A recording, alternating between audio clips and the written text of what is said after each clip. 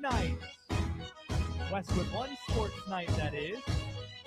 My name is Josh Graham. I'll be with you until 3 a.m. Eastern Time. Westwood One Sports, Sirius 375, and the Westwood One Sports app. It isn't the best time to be a purple-clad team in the National Football League. The Minnesota Vikings are a mess. Today they fired their GM, Kwesi Adofo-Mensah, after he spent a full week at the Senior Bowl in Mobile, Alabama. Meanwhile, there is a growing list of concerns that is starting to pile up with the Baltimore Ravens this offseason. And it's about time we start paying attention to that situation in totality. It started with firing John Harbaugh. This isn't a situation where Baltimore made a change because he had flamed out in recent seasons. He won an average of 12 games over the last 4 years. In business, you hear about rolling 4-year averages so you don't overreact to one bad quarter or even a couple of bad quarters in a financial year. 12 wins on average the last 4 years. If Tyler Luke makes a last-second kick in Pittsburgh, the Ravens win the AFC North. For all the reasons there are to like the Jesse Minter fit in Baltimore, he's still a first-time NFL head coach, and he's replacing the best available coach on the market, which is why the Giants were hell-bent to make sure he was going to be representing their franchise. The Ravens moving on from Harbaugh after 18 years, a lot of people compared that to the Eagles parting ways with Andy Reid about a dozen years ago. The big difference, though, was Philly didn't win that divorce with Reid. Okay, there was a parting of ways. The message had grown stale. How'd that go? Andy went to Kansas City, was almost immediately successful. Philly hired Chip Kelly, which had its moments, but no Philly fan is thinking glowingly, remembering glowingly the Chip Kelly era in Philadelphia. That might be what we see in Baltimore, which brings us to the news of the day. At 29 years old, Baltimore's new offensive coordinator, Declan Doyle, is woefully inexperienced. He has only been an offensive coordinator at any level for 1 year. And this is the guy you're tasking with replacing Todd Monken, who is a coaching lifer at multiple levels, 59 years old, about to turn 60, just got an NFL head coaching job with the Browns. 1 year as an offensive coordinator, and he didn't even call plays for the Bears. Ben Johnson did. Oh, but Josh, what else? You're just looking at the most recent stuff. Prior to this past season, he was a tight ends coach in Denver. So not even working with quarterbacks, let alone designing offense. That's the guy who's now being paired with a first-time NFL head coach in Jesse Minter, who, by the way, is calling the defense in addition to being the coach. There's no head coaching experience on this staff. And this is a team that is supposedly in win-now mode, which brings us to Lamar Jackson. He very well could be a ticking time bomb. He's played 8 years. He's shown some tear already. There isn't a track record for quarterbacks that run as often as he has, lasting longer than 10 years, or at least being effective after a decade. And we've seen this movie before. We saw this almost same movie with Cam Newton less than a decade ago. After year 8, the Panthers missed the playoffs. They decide to stick with the quarterback. Oh, he's the MVP. We can't think about season ticket holders and what's attendance going to look like and all of that. And year 9 arrived. Cam Newton had already shown signs of wear and tear, and he completely disintegrates. Wasn't just his shoulder, it was his foot that year. And this isn't even getting into the contents of the Baltimore Sun story, but then falling asleep in meetings and late night video games. Now, is all of that true? Is any of it true? You don't know, and I don't know. That's why we're not spending a lot of time on it. But we don't need that to be front and center and still have a ton of concerns about the direction the Baltimore Ravens are heading in. And today's news with the offensive coordinator that they picked, Doyle, it leads itself to more questions being asked and not feeling all that comfortable about where things stand. Here's our question of the day. We're talking Super Bowl halftime shows.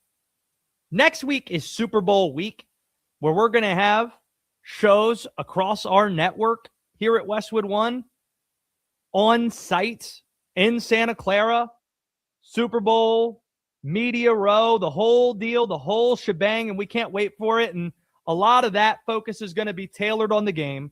So for today, let's ask this question. What is your all-time favorite Super Bowl halftime show and why? 310-840-4910. It's Friday. We're going to have some fun here. It's the end of the work week, and we're going into the weekend, and we want to go into the weekend the right way with daiquiris and margaritas. Free for All Friday is at the top of next hour, where 1 hour a week, each week, you get a chance to steer the ship in whatever direction you plan to, you want to. You tell us what we don't talk enough about. 310-840-4910. We'll get into that shortly. But Super Bowl halftime. In fact, D-Day, Denton Day, producer of this program, Mondo, tallest Latino in sports talk, taking your calls, 310-840-4910. I've spent the last 2 days watching every single Super Bowl halftime performance over the last 30-plus years, actually the last 35, and I have a definitive list. Later this hour, we'll get to the definitive list of the top 10 Super Bowl halftime shows. And in fact, there is news regarding this year's halftime show. In case you don't already know, Bad Bunny is the halftime act. And ESPN did this long, expansive, investigative story talking about the NFL standing by Bad Bunny despite some of the blowback that was there. And here's the big takeaway to have from this. The NFL doesn't really seem to care whether or not the Bad Bunny halftime show bombs domestically. They don't seem to care about that. The people turning this into a political football, they're missing the real story. And the story is this. The NFL sees dollar signs with Bad Bunny. This is all about the NFL's international initiative, and ESPN is reporting just that. Here's an excerpt of the story. Quote, more specifically, the league has been focused on growing its Latino audience inside the U.S. and in Latin America. Marissa Solis, the NFL's senior vice president of global brand and consumer marketing, told ESPN in November that the league first identified the U.S. Latino population as, quote, a critical growth area, close quote, several years ago. Again, that's from ESPN. While Bad Bunny isn't the most popular artist in the United States, he might be, pound for pound, the largest pop star in the world. So when Taylor Swift likely turned down the NFL, this move shouldn't be all that surprising, especially when you got Roger Goodell and Robert Kraft, the owners out there saying, we want every team, when they inevitably get to 18-game league schedules, to play one game overseas every year. Every team playing at least one game overseas every year. And they've even talked about playing a Super Bowl overseas. There are rumors they might even have, if they expand from 32, a team that plays overseas full time. Some have said, just send the Jaguars out there. And they're being serious. But bringing it back to Bad Bunny, you might think, well, shouldn't they focus more on their larger consumer base? The NFL is rolling the dice here. They are rolling the dice by taking the majority of the domestic audience for granted. The vast majority of the domestic audience doesn't speak Spanish, thus likely doesn't know Bad Bunny or listen to Bad Bunny or won't understand what Bad Bunny's saying or the lyrics. And that's going to be, get ready, the lion's share of the reaction that you get, the blowback that you get during the halftime performance, after it, the day after, the stories, you know where it's headed. So it's incredibly bold by the NFL, and really there's no precedent for them to go this path. I mean, after all, Shakira and J-Lo's performance a few years ago, which featured Bad Bunny, by the way, that was mostly in English. And maybe the NFL is right. They would never admit this, but maybe the NFL's right to take us for granted. And the reason why they feel that way is because they know they have us, the American sports fan, captured. We've proven at every turn, whatever the NFL touches, we will consume. Whatever they turn out, whatever they put out, we will turn out in great numbers. The NFL draft, as something cities are trying to bid for, hey, let's have the commissioner hold up a jersey for 3 straight nights, for 3 or 4 hours, and guys wear hats and suits, stand on stage, and we'll make this a consumer event. Let's put it in prime time when this used to be just in the middle of the day on the weekend. We got to move it up to Thursday night. They put draft combine workouts in prime time, and it outdrew major college basketball games. This is probably the best example of this stuff. They put the NFL schedule release in prime time, even though we already know the opponents. It's the specific dates. So the NFL might be right to say, you know what? We have gotten every ounce of juice out of the orange here domestically, and we need to grow the pot. So when you hear somebody say, and it might even be you, I didn't like the halftime show, just take 1 second, take a beat and say, maybe it wasn't for me. Maybe it wasn't designed for me. Also, the NFL, they just might not care if the audience dislikes it, because this is the reaction almost every single year. This piece doesn't get talked about enough. The standard for the halftime show has become ridiculous. For this damn show, it's become ridiculous. Other than Snoop, Dre, and Eminem's halftime show over the last decade, it feels like in the moment and in the day after, everyone gets panned. Remember Kendrick Lamar last year, what the reaction was? And sometimes it gets panned for ridiculous, absurd reasons. Oh, Katy Perry's halftime show was bad. Why? Because that left shark wasn't completely in sync? And Justin Timberlake was blasted. People didn't like The Weeknd's halftime show. And if you're those guys, you have to be thinking, what could we do to get people to like it? So if that's already going to be the reaction, then why would you be all that worried about it? All of it to say, love the Super Bowl halftime show. I'm fascinated to see how Bad Bunny handles all of it. In terms of guests on the program, Scott Graham is going to be joining us. I'm not going to tell you whether or not it's my dad, Scott Graham, or legendary Westwood One anchor, studio host, narrator of NFL film, Scott Graham. But it's one of those two that's going to be joining us, Denton Day. How's that for a tease? One of those two going to be dropping by for a visit. You'll have to find out later on. But a huge show that we have lined up for you. Again, the question of the day, before we get to Free for All Friday next hour, what is your favorite Super Bowl halftime show all time? 310-840-4910. While it's become very easy to buy into the Seahawks this offseason, the better question ahead of Super Bowl 60 might be, how easy are they to sell? That's next on Westwood One Sports Night. Super Bowl 60 deserves a sports book built for the moment. DraftKings Sportsbook, an official sports betting partner of Super Bowl 60, puts you right in the center of the biggest game of the year. And when anything can happen during the Super Bowl, DraftKings has your back with early exit. If a player goes down in the first half, you still get paid out in cash immediately once your bet settles. No bonus bets, no waiting. New to DraftKings, new customers can bet $5 and get $300 in bonus bets if your bet wins. Super Bowl 60 is set. Patriots, Seahawks. Keep listening for all the inside information you need to know on your home for the NFL, Westwood One Sports, and the Westwood One Sports app.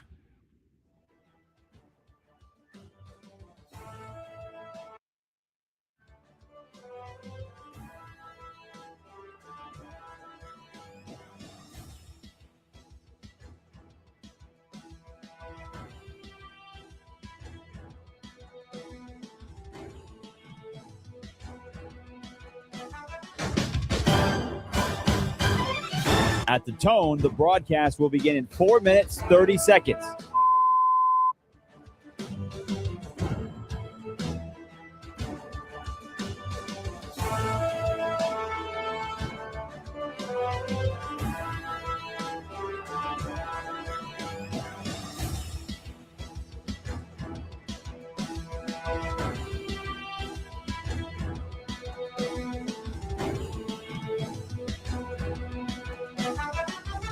At the tone, the broadcast will begin in 4 minutes.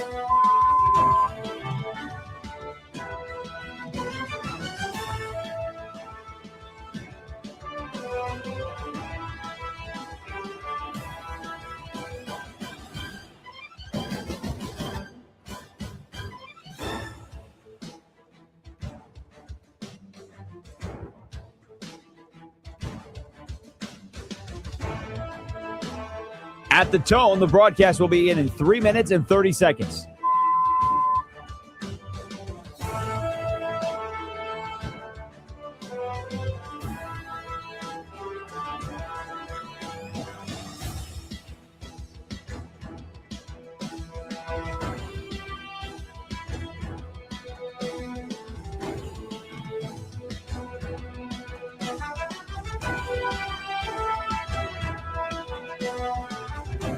At the tone, the broadcast will begin in 3 minutes.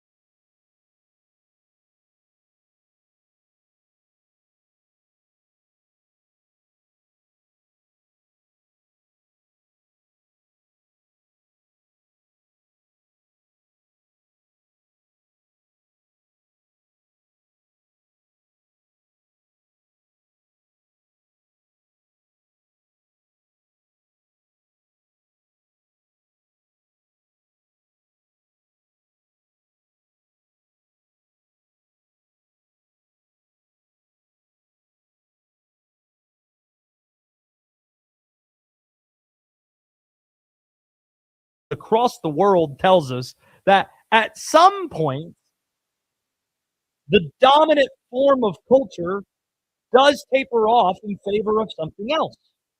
It doesn't just continue growing. It doesn't just continue getting bigger and bigger and bigger and bigger, especially at this type of a rate of growth that the NFL is seeing. By the way, if anyone thinks that Roger Goodell isn't good at being a commissioner, or if Roger Goodell's job is in jeopardy for as long as he wants the job, $100 million climb in the salary cap in less than a 5-year span tells you Goodell is doing the most important thing his job requires, keeping the 32 owners in his league rich and getting richer. So they're going to sell. It's the wishes of the late Paul Allen, who passed away in the last decade. And it was his wishes that his family sell the Seahawks and the Blazers, both of which he owns. The Blazers, they're in the final stages of completing a sale to businessman Tom Dundon. Tom Dundon of Top Golf fame also owns the NHL's Carolina Hurricanes. Shout out to the Canes. This was inevitable. It'll be interesting to see what names appear as potential buyers. You were very close to the situation, D-Day, the last NFL sale we saw with the Washington Commanders. What was the most fun name you saw emerged? I live in North Carolina, and I saw the Carolina Panthers sell to David Tepper in 2018. And tell me how well this ages. The night that it was announced Jerry Richardson was selling, you had Diddy put out the video saying he wanted to be the owner of the North Carolina Panthers. Just letting people know, I want to own the North Carolina Panthers. And my first thing, here's the two things, or the one big thing I want to accomplish. We're going to have the best halftime shows in the NFL. We're going to have great halftime shows. This is what was important to Diddy. Well, at least that was one of the things important to Diddy. We need something whenever something awkward comes up to fill into some of the places here audio-wise. But speaking of halftime shows, 310-840-4910. We got Free For All Friday at the start of the next hour where you can steer the ship. I have my list of the 10 best Super Bowl halftime shows ever that we'll get to here on Westwood One Sports Night in just a bit. You tell us what your all-time favorite Super Bowl halftime show is, 310-840-4910. But what do you most remember about that Commanders search now that it seems another NFL team's about to be for sale, D-Day? Well, everyone and their mother wanted it to be Jeff Bezos, which I understand because Jeff Bezos had a lot of money. And really what they were doing is, hey, we just don't want Dan Snyder to be a member of this organization anymore. But there was a guy who I believe was associated with Duke in some way, shape, or form. Brian Adams, I believe, was his name. He got on radio and said that he was going to put a beach at the stadium in PG County. Now, for those that don't know where PG County is, it's like right next to Washington, D.C. You know what's not next to Washington, D.C., Josh? Beaches. But he got on radio and said, I'm going to put a beach there. And then they asked him, they're like, hey, man, where did you get your money from? Because he had a lot of failed investments. And he said, I got my money from white people, Italians, Sicilians. And then his bid basically died after that. Are you talking about Brian Davis? Brian Davis, that's what his name is, the legend. See, Brian Davis was a very memorable member of the early 90s Christian Laettner Duke teams. There were some rumors surrounding him and Grant Hill and Christian Laettner. He was right at the center of it. You can go and research all that if you like. But he was part of those championship teams way back in the 90s. But yeah, I do remember that he was in that mix. Good times. Interesting stuff. Not there. really. Do you have a favorite Super Bowl halftime performance?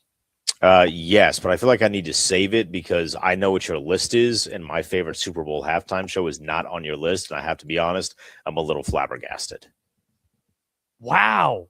Okay. So you have seen the list ahead of time.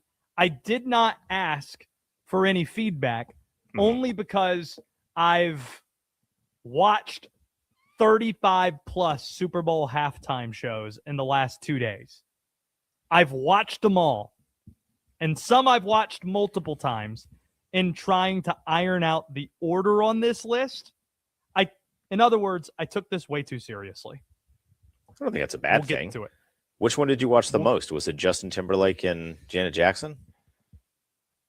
That was the Carolina Panthers Super Bowl loss to the New England Patriots. And what people will forget, second Diddy reference of the segment, Diddy walking around on stage with a Julius Peppers jersey while Nelly was wearing a tank top, performing Hot in Here. A lot of interesting characters appeared in that halftime show.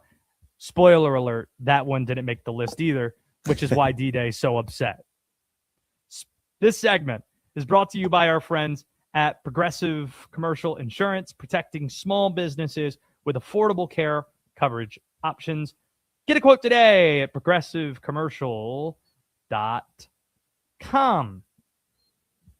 Getting to the NBA. Welcome back into our lives, the Joker. Nikola Jokic is back. He missed 16 games. And that man always looks like he has rust when he plays. It doesn't look like he's feeling comfortable at any point, even if he is fully healthy. So how does he look when he returns to the lineup? 31, 12, and 5. He's probably mad that he only had 5 assists. And the Clippers, who had been playing really well, fall to the Nuggets 122-109 tonight. And you're already going to start hearing the conversation.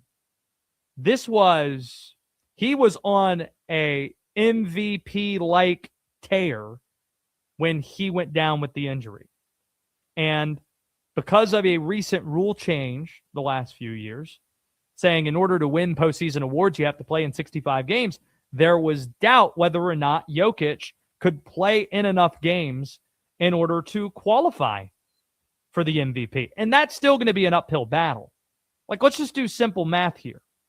This was his 33rd game of the year.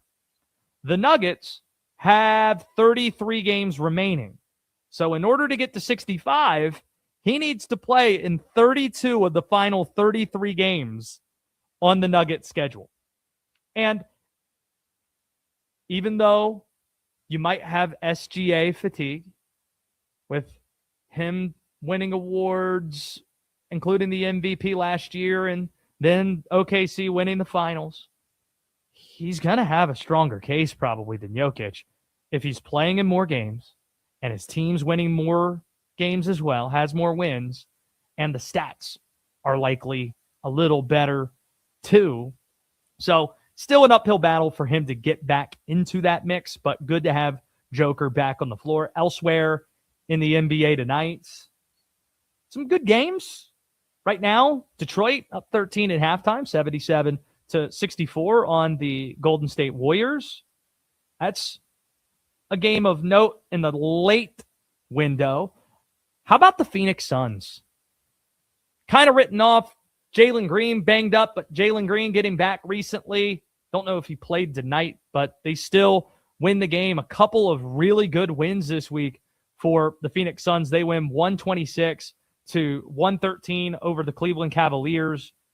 Really good wins. Beating Detroit, beating Cleveland. And it was Dylan Brooks, a night after dropping 40 on the second end of a back-to-back. Dylan Brooks puts 27 up. Really strong stuff there. Magic's Raptors, that was a lot of fun. Close until the final seconds. Orlando 130, Toronto 120. Just some of the scores going on tonight. Make sure, if you haven't already, that you are subscribed to our podcast feed.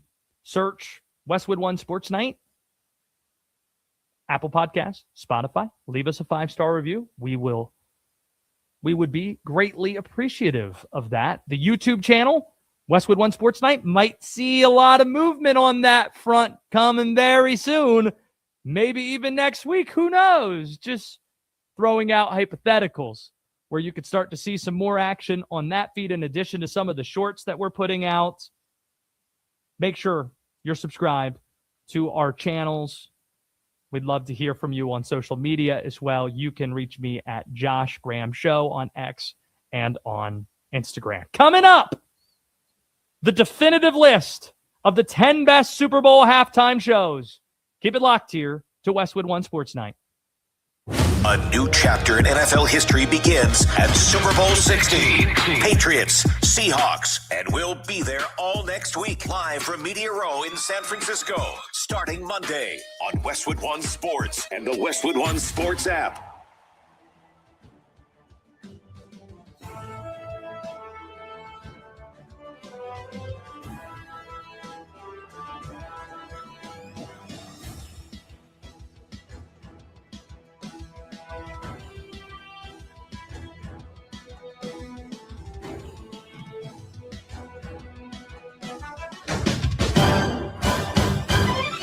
At the tone, the broadcast will begin in 4 minutes, 30 seconds.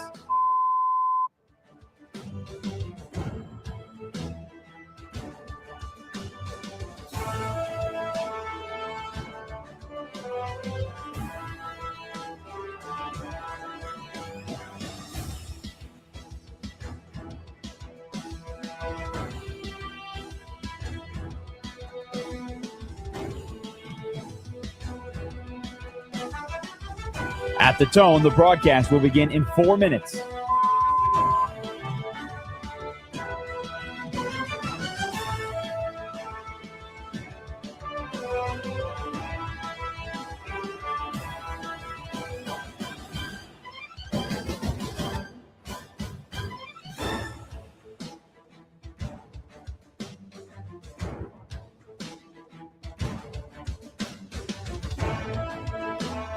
At the tone, the broadcast will begin in 3 minutes and 30 seconds.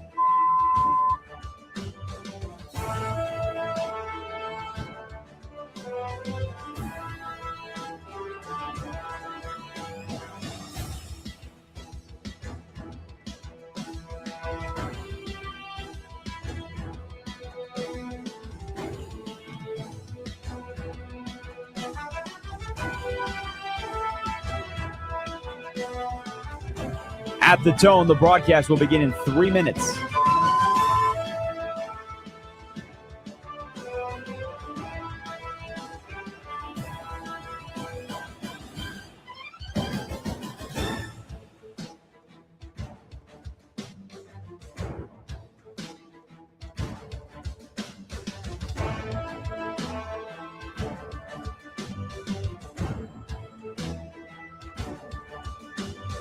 At the tone, the broadcast will begin in 2 minutes, 30 seconds.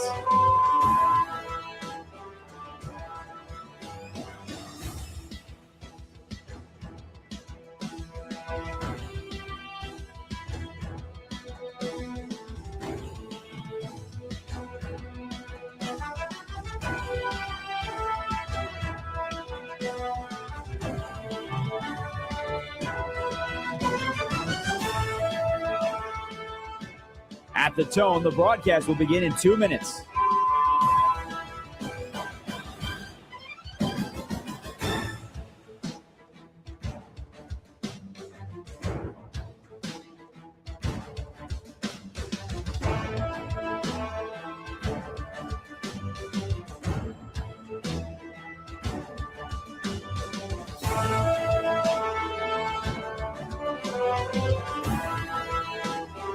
At the tone, the broadcast will begin in 1 minute, 30 seconds.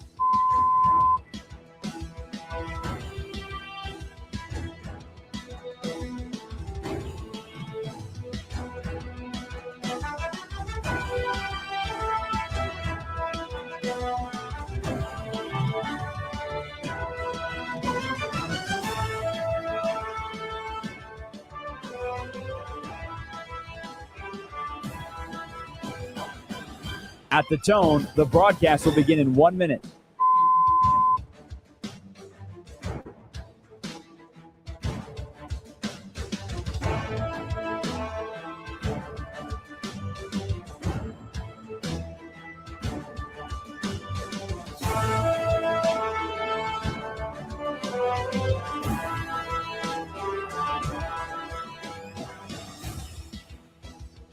stations, this is your final time check. At the tone, the broadcast will begin in 30 seconds.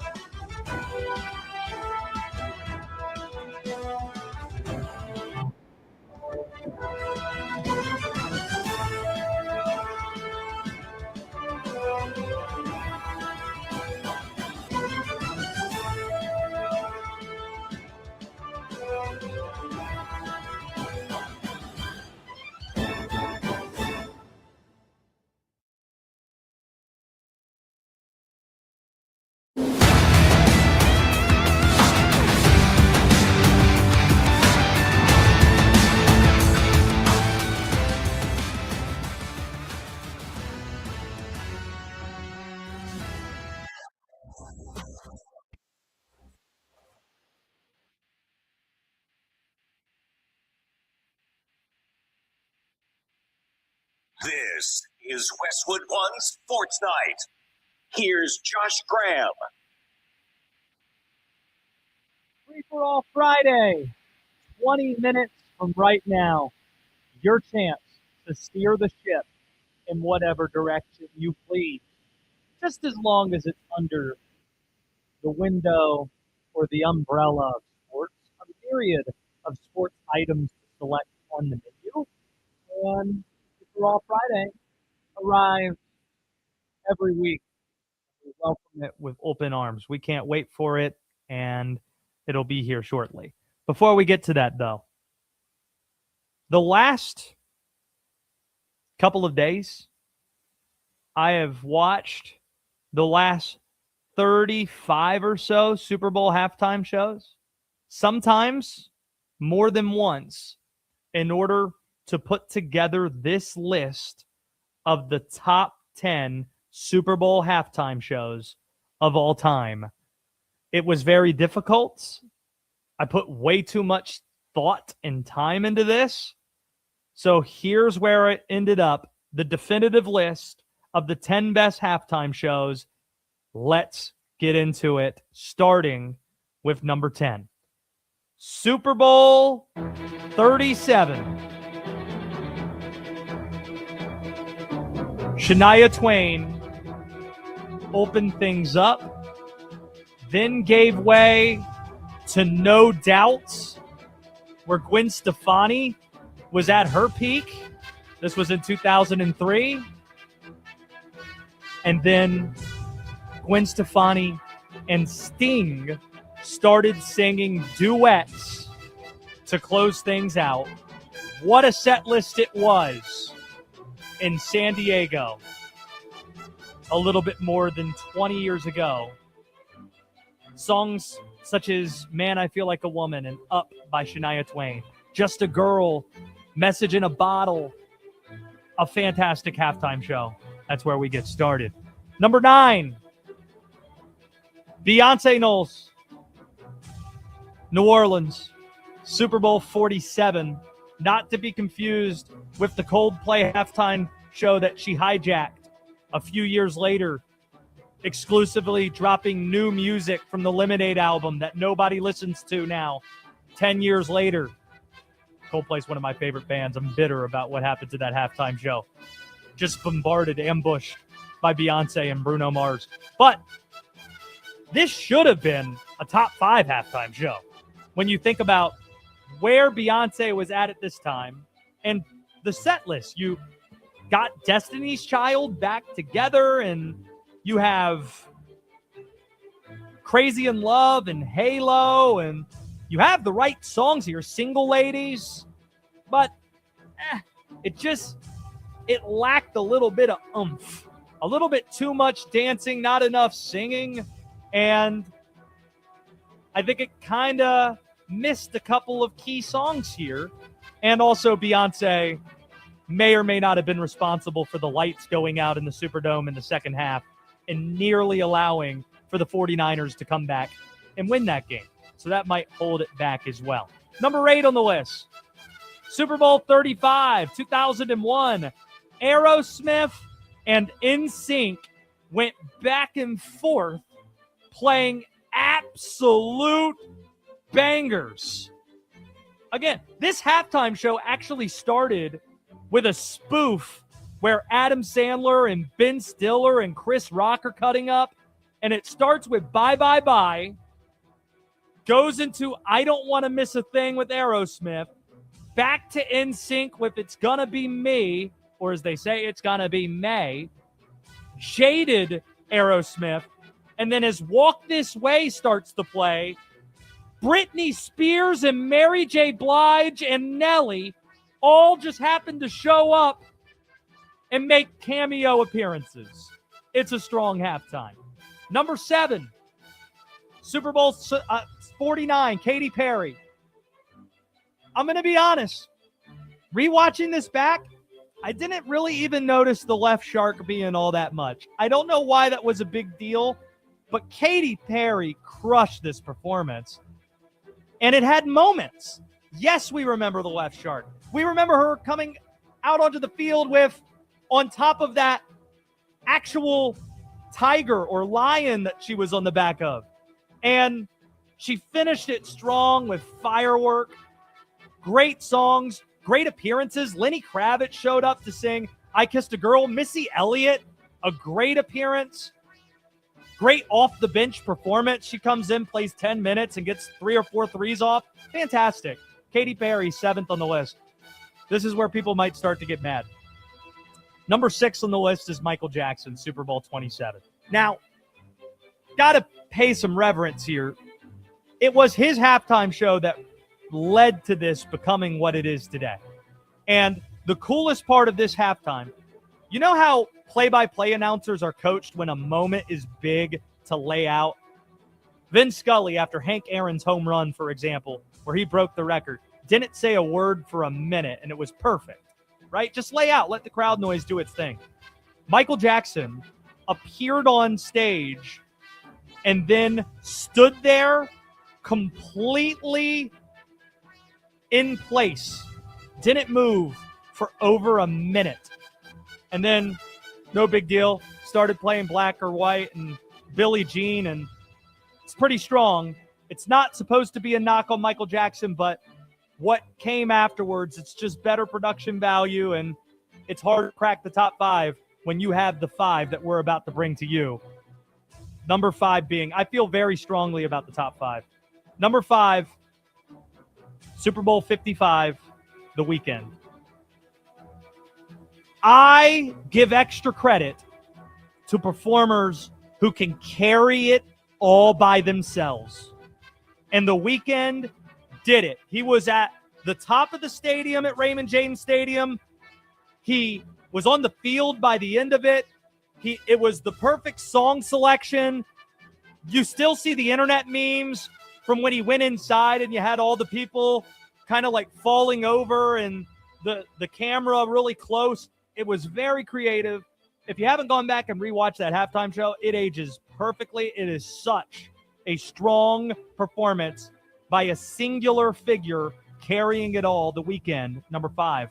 Number 4, man, 2 through 4, really hard to separate here. It feels bad to put this one at 4. U2, Super Bowl 36, after 9/11. Sometimes the simplest possible answer is the right answer. U2 coming out onto stage, Bono, Beautiful Day, Where the Streets Have No Name, as all the victims of 9/11, their names appeared above the band as they played it. Beautiful. I'm getting goosebumps just thinking about it right now. And then the image of Bono opening up his leather jacket to show the American flag stitched underneath. Perfect in New Orleans, Super Bowl 36. Number 3, it's Dr. Dre, Snoop Dogg, Eminem, Kendrick Lamar, 50 Cent. I think I really struggled with separating 2 and 3. And I think what separated it is that it's a little bit too much in this halftime show. I don't think we needed to have 2 Mary J. Blige songs. I don't know if we needed the 50 performance. I didn't like that All Right was the Kendrick Lamar choice. Mad City was great. So there are just a few things that held it back from being number 2. But in terms of how it was approved of in the moment, it doesn't happen all that often. Everybody loved this halftime show in the moment, and I think it deserves high marks for that. Number 2 on the list is the most underrated Super Bowl halftime performance. I will go to bat for this halftime performance with anybody. It's Super Bowl 48, the Newark, New Jersey halftime show, Bruno Mars and the Red Hot Chili Peppers.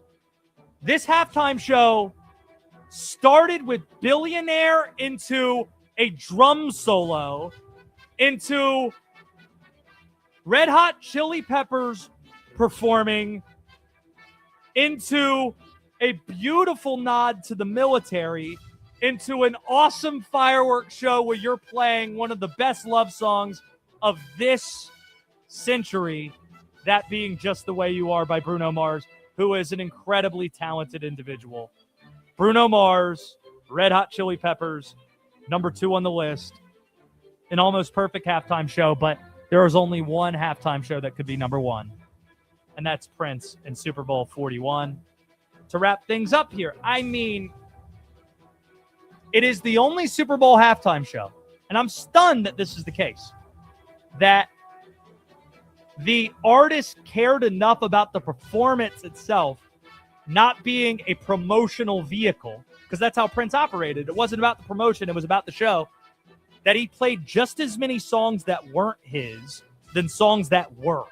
So in addition to playing 1999 and playing Let's Go Crazy, he played Best of You by Foo Fighters and All Along the Watchtower. And he played the hell out of the guitar. And it's the only time a Super Bowl halftime show featured weather conditions. It was pouring down while Purple Rain was playing. In fact, we got some of the sound here. That's been the list, by the way. Super Bowl halftime show, number 1 on the list being Prince, and Super Bowl 41 in Miami. This is the part that gives me goosebumps. When they're playing Purple Rain and the HBCU FAMU band, Florida A&M, in glow-in-the-dark uniforms, starts getting into it as well. Here's how that sounded from 2007. Y'all want to sing tonight?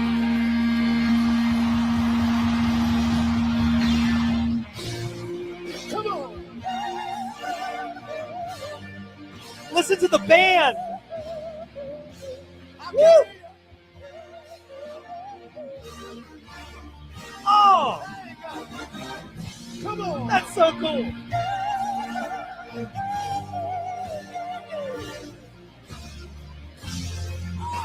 Oh, Everybody. Let me hear that's it right there. Unbelievable. Again, the goosebumps are back. You hear the FAMU band playing during Purple Rain. So that's the list. Prince, Super Bowl 41's number 1. D-Day, apparently your favorite halftime show wasn't on the list. What was it? I am upset. I am stunned. Josh, you laid out a lot of different credentials, and I felt like surely he is going to put arguably the best ever on the list, and you did not. Not having Rihanna performing while pregnant on this list is preposterous. It's downright unforgivable. You put Katy Perry over Rihanna? Are you serious? She just couldn't move. I get she was pregnant, but she just stood there. And she's not the greatest. I'm going to be careful. Oh. She's not known for her vocals. That's not what she's known for. Oh, Lord. You put Katy Perry over Rihanna because you don't like Rihanna's vocals? Are you serious? There was like 4 outfit changes during the Katy Perry performance, and she was all over the place. And there were cameos. Like, Rihanna just kind of just stood there. That's the problem. It's a good note. I thought you were going to say Kendrick, but there we go. When we kick off Free for All Friday, we'll tell you which NFL team and which NFL legend are having a very difficult week next. This is Westwood One Sports.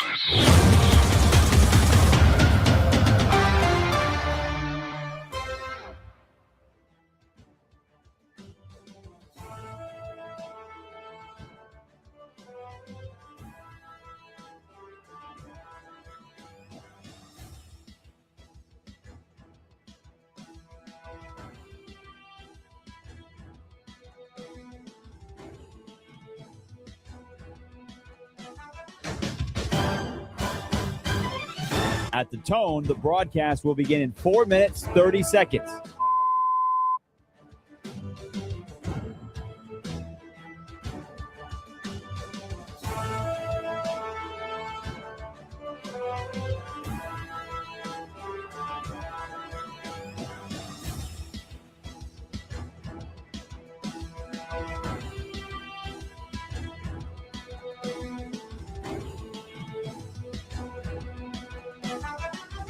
At the tone, the broadcast will begin in 4 minutes.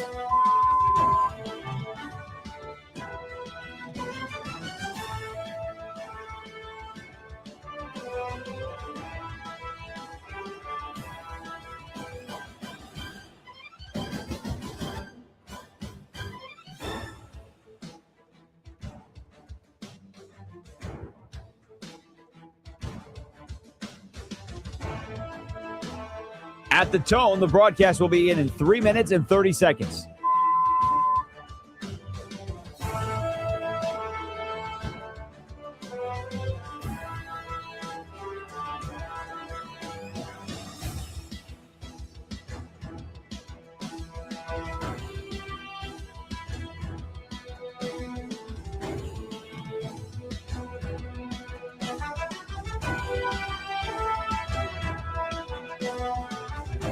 At the tone, the broadcast will begin in 3 minutes.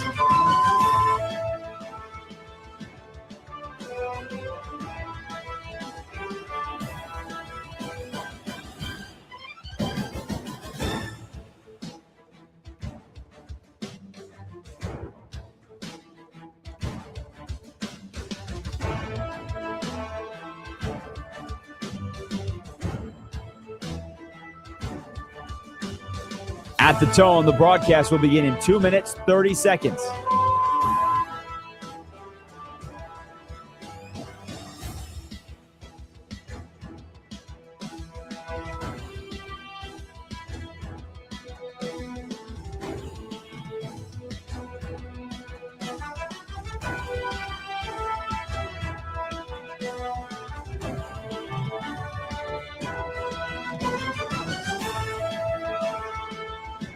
At the tone, the broadcast will begin in 2 minutes.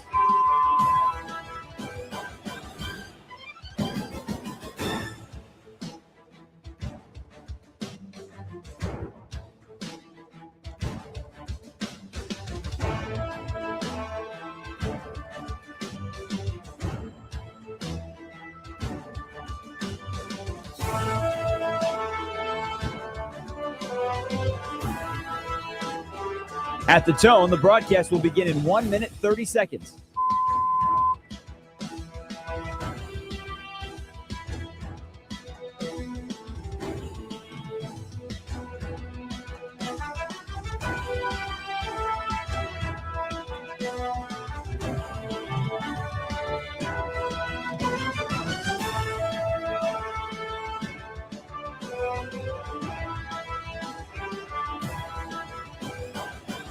At the tone, the broadcast will begin in 1 minute.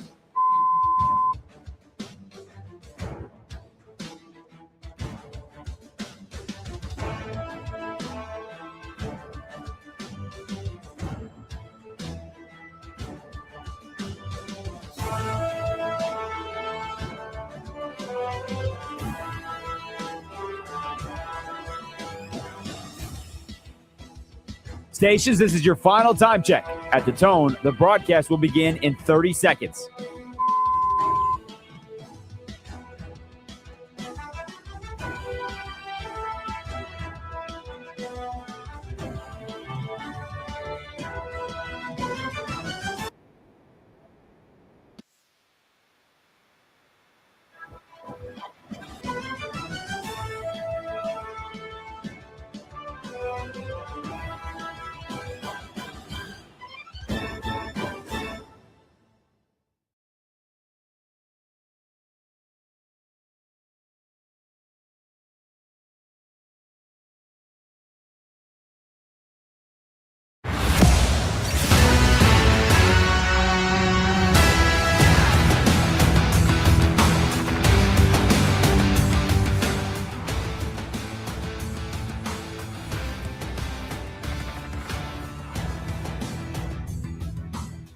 Free for All Friday. You steer the ship. Any questions, any topic. Call us now. 310-840-4910. Here's Josh Graham for Westwood One Sports Night.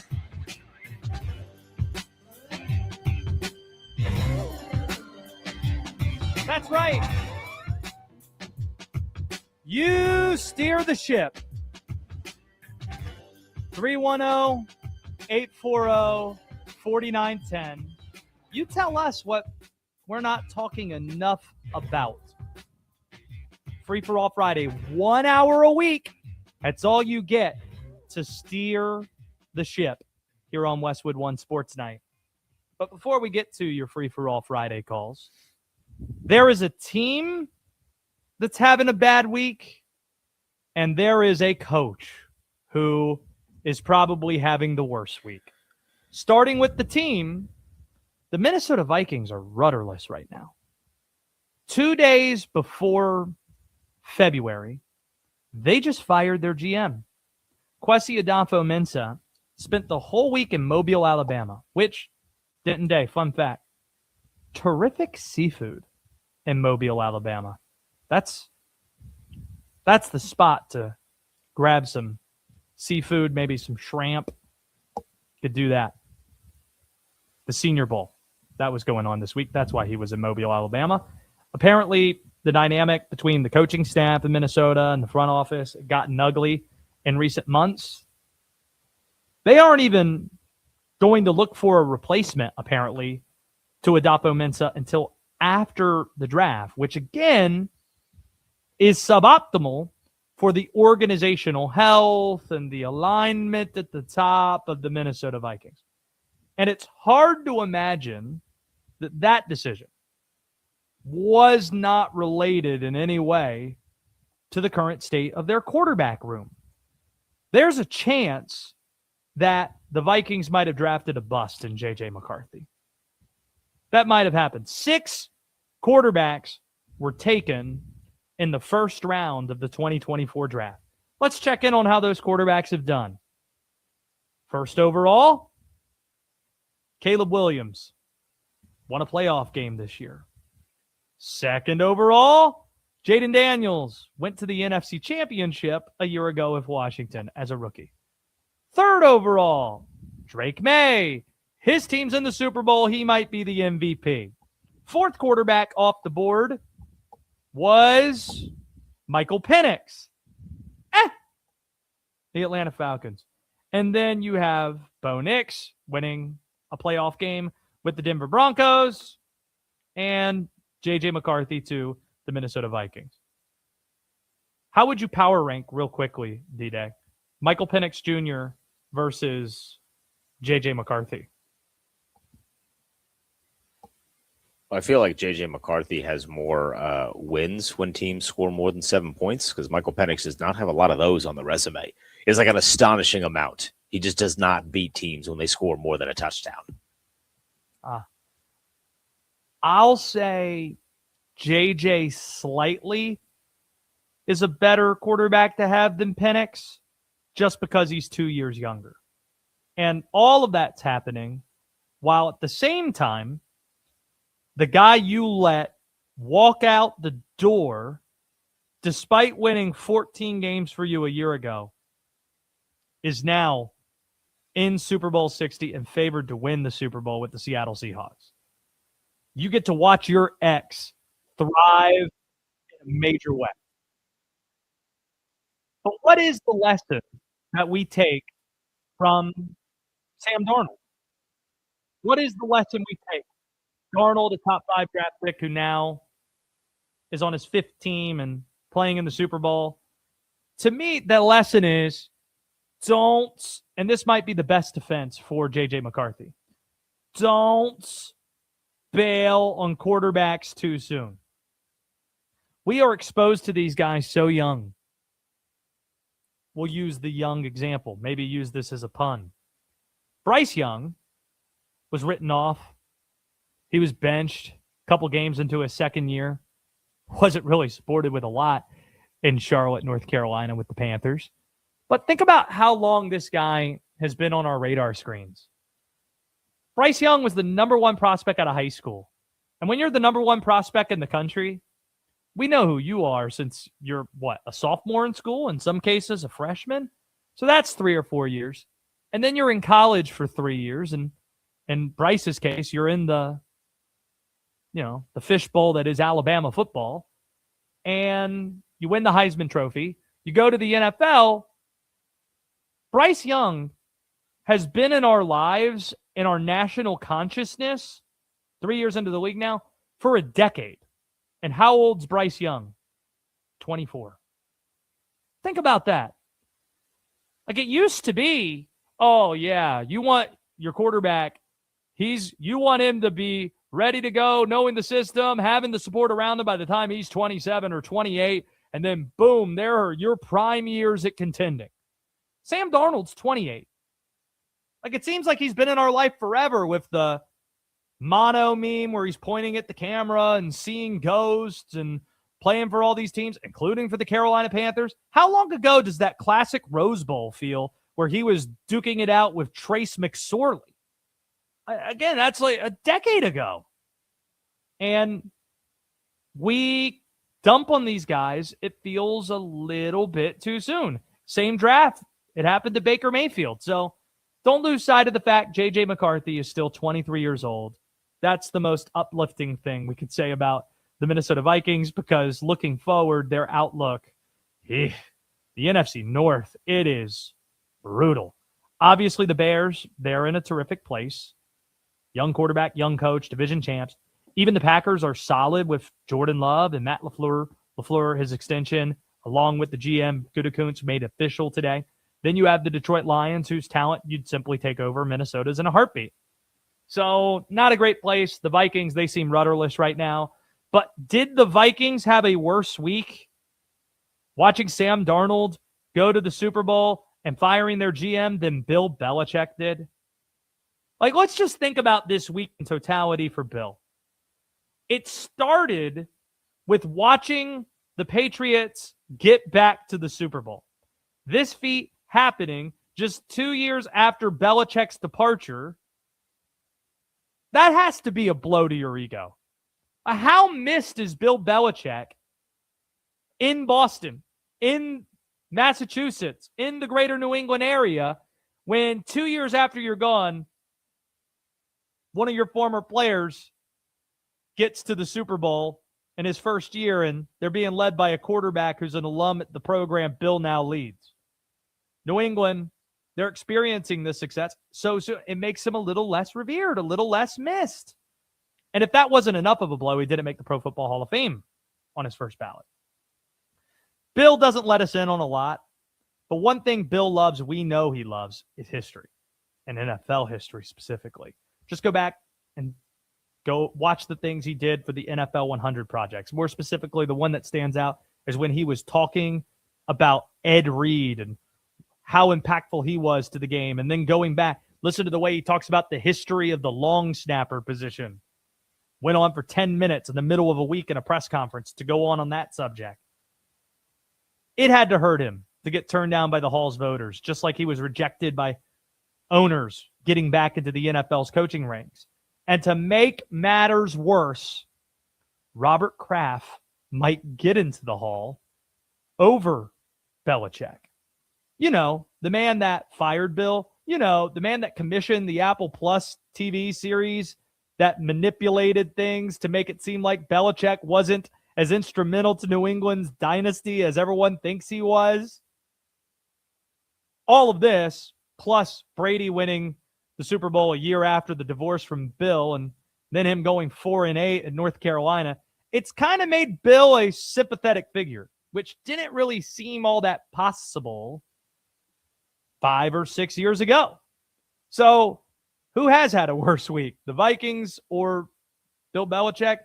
Maybe the answer is simply yes.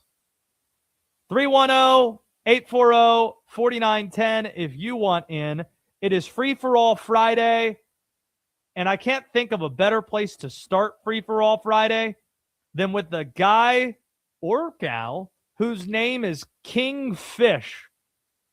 King Fish is calling in from Arkansas. You're the first caller on Free for All Friday. You get to steer the ship. Where are we headed, Kingfish? Kingfish, you're on Westwood One Sports Night. What do you have on Free for All Friday? Oh, you didn't hear me? We're going with a little LeBron, Bronny, and Adam Silver. Okay. Here's what I want to ask you a question. Maybe you can catch. You're a pretty smart guy. Can you name something that Diddy told LeBron at his house at Sunrise, and something that Jeannie Buss told LeBron recently? It's a clean thing. Okay, good. See, I was looking at, you don't get to see this, but we do have the YouTube feed where I could see a very nervous Mondo, the tallest Latino in sports talk. I can see a very nervous Denton Day. No, I'm glad it's clean. I'm just telling you that they were all very nervous until you said those words, and now they're just waiting with bated breath at what the answer is. Hey, you mentioned Diddy twice already tonight. It's true. I have mentioned him twice.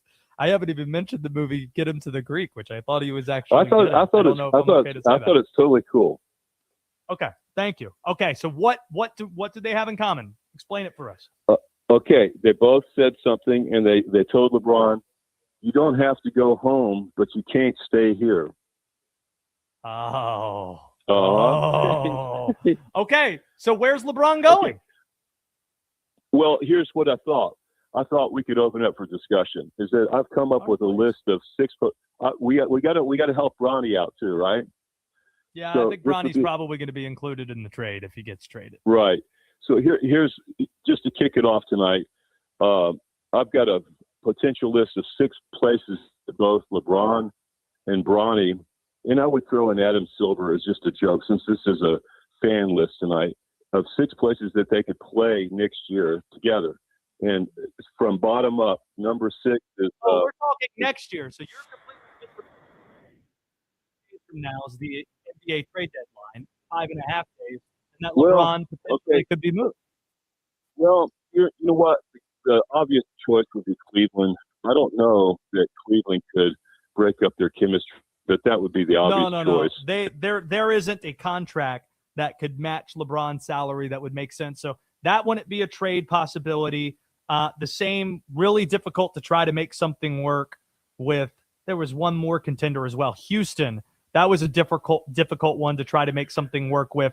Golden State, now that Jimmy Butler's out, there's not really anything there that makes a lot of sense. So it would have to be like Miami wanting to do something, or Orlando, but why give up something if you feel that he might be available in the summer? Off the wall, if you were going to do something for the trade, let's say, just to help out the teams, I would say Charlotte, because they're a hot team and they could use the publicity for 1 year, or maybe Washington, and that would be. What would they have to get back? Oh, Washington! Hey, D-Day, let's send LeBron to D.C. What do you think? Right, D-Day. No, thank you. Because it would be the deal with Michael Jordan. But yeah. I don't want to see him go anywhere right now. I want to see him finish out the season. But here's the deal. Let me tell me what you think about these 6 teams that they can. I don't have time for 6. You give me your top 2. You give me your top 2. Okay, top 2. Okay, top 2. Second one, Don Lemon, Chris Como, and Hunter Biden's rec team. Number 1, any team in Greenland. Okay. All right, there he goes. That got you started. There it is. Thank you, Kingfish. See, at least he didn't bring up Steve Tisch. At least that didn't happen. Let's hope. How many of these callers you think are going to mention Diddy? Going to see. We're going to comb through that list. That's what Mondo's going to do. I don't know what Mondo says when he picks up the phone. I'd imagine it's something like, Westwood One Sports Night. This is the tallest Latino in sports talk. Mondo, are you going to bring up Diddy? That might be the first question that's asked. And I'm not just talking about tonight. I imagine that's the first question that's asked every single night that he fields calls. Westwood One Sports Night. Are you going to talk about Diddy? 310-840-4910. That's the number if you want in on the show. Lord knows what the rest of that list looks like. Not talking about the list that Steve Tisch is on. I'm talking about the list that he had of potential destinations for LeBron James. That's what I was. We can move on. Bad Bunny. He's hosting the Super Bowl halftime show. I think there is a way that this show could be a massive hit. There is a way, and I hope I have Bad Bunny's ear. I think his name's Benito. I hope I have his ear. A way that this could be a massive hit. I'll tell you what that is next on Westwood One Sports Night. Super Bowl 60 deserves a sportsbook built for the moment. DraftKings Sportsbook is that sportsbook, an official sports betting partner of Super Bowl 60, puts you right at the center of the biggest game of the year. And when anything can happen during the Super Bowl, DraftKings has your back with early exit. If a player goes out in the first half, you still get paid out in cash immediately once your bet settles. No bonus bets, no waiting. New to DraftKings, new customers can bet $5 and get $300 in bonus bets if your bet wins.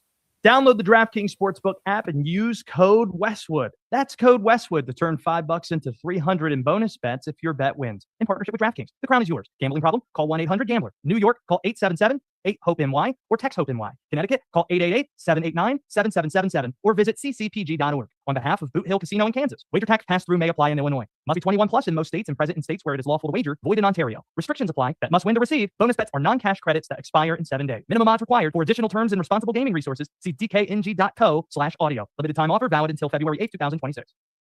Super Bowl 60 is set. Patriots, Seahawks. Keep listening for all the inside information you need to know on your home for the NFL, Westwood One Sports, and the Westwood One Sports app.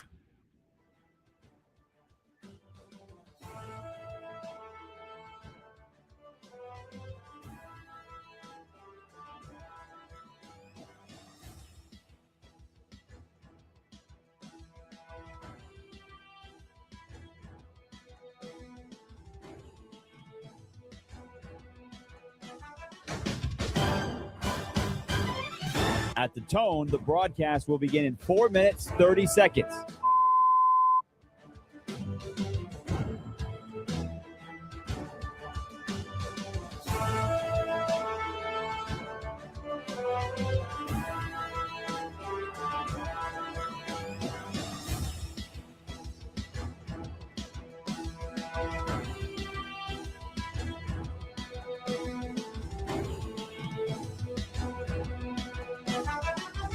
At the tone, the broadcast will begin in 4 minutes.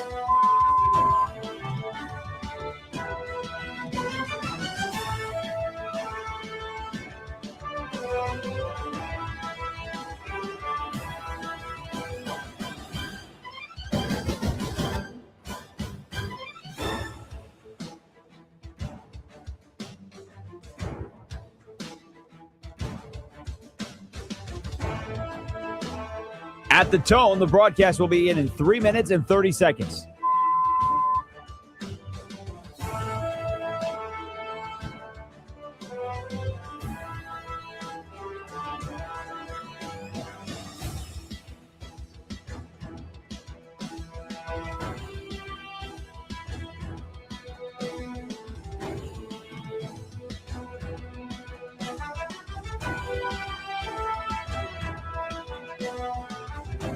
At the tone, the broadcast will begin in 3 minutes.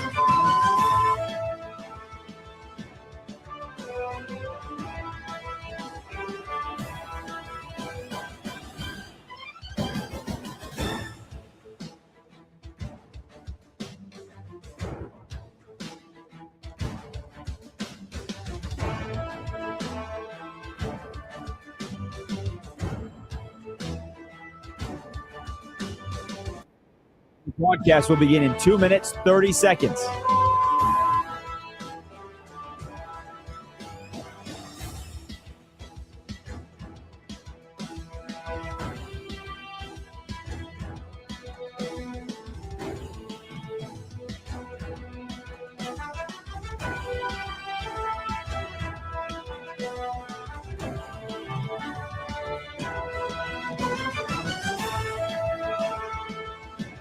At the tone, the broadcast will begin in 2 minutes.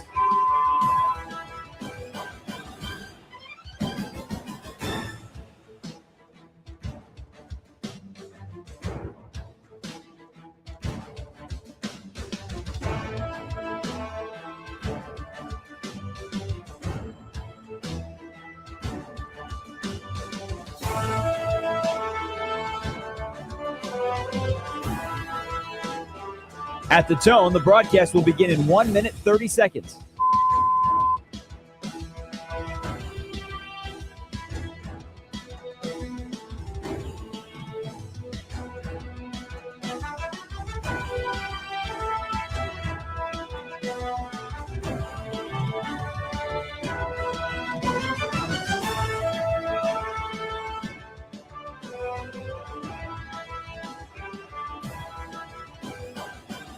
At the tone, the broadcast will begin in 1 minute.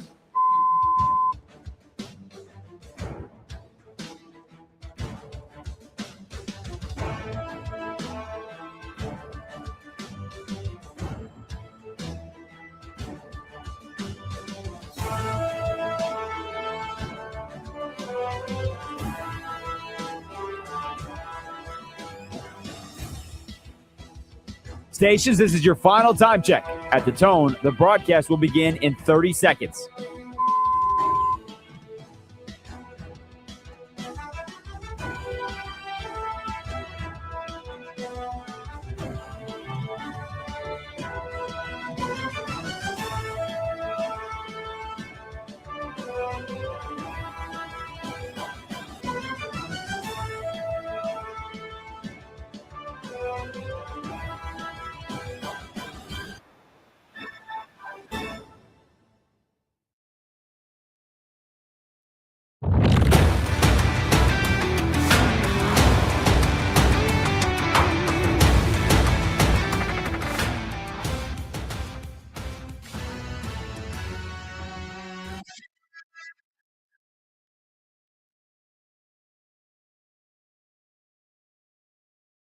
It's Free for All Friday. You steer the ship. Any questions, any topic, call us now. 310-840-4910. Here's Josh Graham for Westwood One Sports Night. Next Free for All Friday phone call comes from Dave, who's in Buffalo. Dave, you're on Westwood One Sports Night at Free for All Friday. What direction do you want to steer the ship in before we get back towards the Super Bowl halftime? Hey, Josh, appreciate taking my call tonight, man.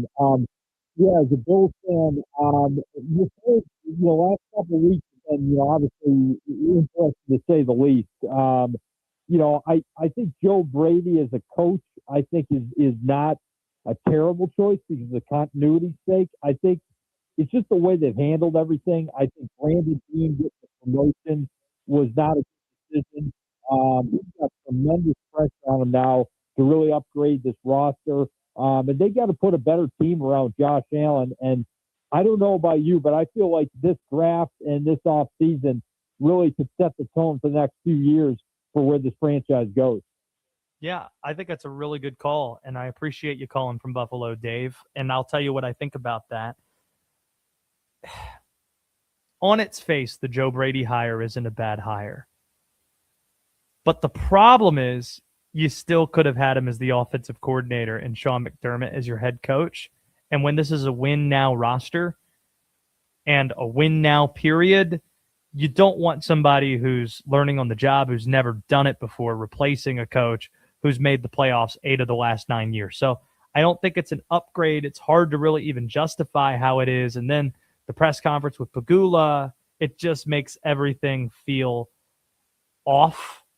Apparently, we've got the entire state of Georgia on the line. 310-840-4910 if you want in. Let's go to James, who's in Georgia. James, you're on Free for All Friday. What do you got? Hey, Josh, I hope you're doing good. Well, what I wanted to ask you was, the Charlotte Hornets are 11th, I think, in the East standings, and Yes. I was wondering, do you think, like if they could, if with success like Duke and like the Tar Heels have had over the years could help out Charlotte, the Hornets in some way, and if you think they could sort of maybe build their team up, off the success like y'all had, college, as far as basketball is concerned. And the other thing I wanted to just bring up too was that, Detroit went from last place last year to first place this year, and I was wondering if there's anything you think some of these other teams could learn from Detroit, about rebuilding and and get back on your feet, because they're pretty impressive, from how they went from the bottom back to the top, There's no question. And I appreciate the call. And I'll tell you, one thing that could really help a team, and this is no secret, is a little bit of lottery luck. They got the number 1 pick with Cade Cunningham, and the Charlotte Hornets haven't had that type of luck. They were in position, a lot better odds than the Dallas Mavericks had of getting the number 1 pick. But as we saw last night with Con Knipple going for a career-high 34 and against Cooper Flagg, who had 49, Charlotte winning the game, Charlotte made the most of its pick. So it starts and ends with drafting. It is funny you mentioned, hey, you got the Tar Heels, you got the Blue Devils in the state of North Carolina. Does that help when it comes to the Charlotte Hornets? They had an owner named Michael Jordan who thought in similar terms, where it felt like every year Charlotte was drafting somebody from one of those schools. Here comes Mark Williams. Oh, look at that. Picking Gerald Henderson. There's Marvin Williams. And a lot of, whoa, Brendan Wright. There's a lot of history of Tar Heels / Blue Devils playing for that organization. Your free-for-all Friday calls, we're about halfway through the hour, are welcome. 310-840-4910 if you want in. Getting to the Super Bowl halftime show, there is a way for the Bad Bunny Super Bowl halftime show to go off as a major hit. It seems, with all the ways that this is being talked about and how it's been used as a political football in the headlines, and there's been the blowback, there is a way that this could actually be a massive hit and well received by not just the international audience, where Bad Bunny is perhaps the most popular pop star out there. It's either him or Taylor Swift. They're both jockeying for position across the world. But even to the domestic audience, too, that might not speak Spanish, that might not know his music all that much. See, it seems the bar has been set very low for him to clear. And that's a huge difference than what we're used to with the show. There really isn't a precedent for that, where this halftime show, usually amazing things are being done by performers to try to entertain us. And our reaction is meh, or usually to pan it after the fact. Only the Eminem, Dr. Dre, Snoop halftime show of the last decade can I remember the day after people mostly saying positive things about the halftime show. So it's really hard to do so, except in this case, it doesn't seem the bar is being set as high as usual. And that could work to Bad Bunny's advantage. If he wants to win everybody over, perhaps he steals a playbook from Prince. Despite Prince performing, by near consensus, the greatest Super Bowl halftime show ever, or at least one of the greatest, it is amazing that nobody before or since has tried to replicate his approach. He mixed in covers with some of his own music. Half the act was Best of You, Foo Fighters, We Will Rock You, Queen, Proud Mary, All Along the Watchtower. And then, of course, you got Purple Rain in the Rain, 1999, Let's Go Crazy. So how great would it be if Bad Bunny surprised all of us that in addition to playing his hits, used the platform to say, you know what? Let's pay homage. Let's cover some of the most popular Spanish pop stars in American history. And think about that catalog you could choose from La Bamba to Santana to Elvis Crespo, Suavemente, banger, Daddy Yankee, Pitbull, Enrique Iglesias, Despacito. There are a lot of things that you could do if you're Bad Bunny and you wanted to go in a different direction and perhaps incorporates other acts, other popular American pop stars on the Spanish side. Whatever Bad Bunny does, it's probably going to be creative and create headlines. The funniest reaction I've seen to the halftime act are people saying, who is that? I've never heard of Bad Bunny. Even though he performed in the Super Bowl already, he was part of the J-Lo Shakira halftime show. He was featured in that act. And he also had an important acting role in Happy Gilmore too, by the way. Don't forget about that. And again, one of the most popular pop artists across the country or across the world internationally. So we'll see.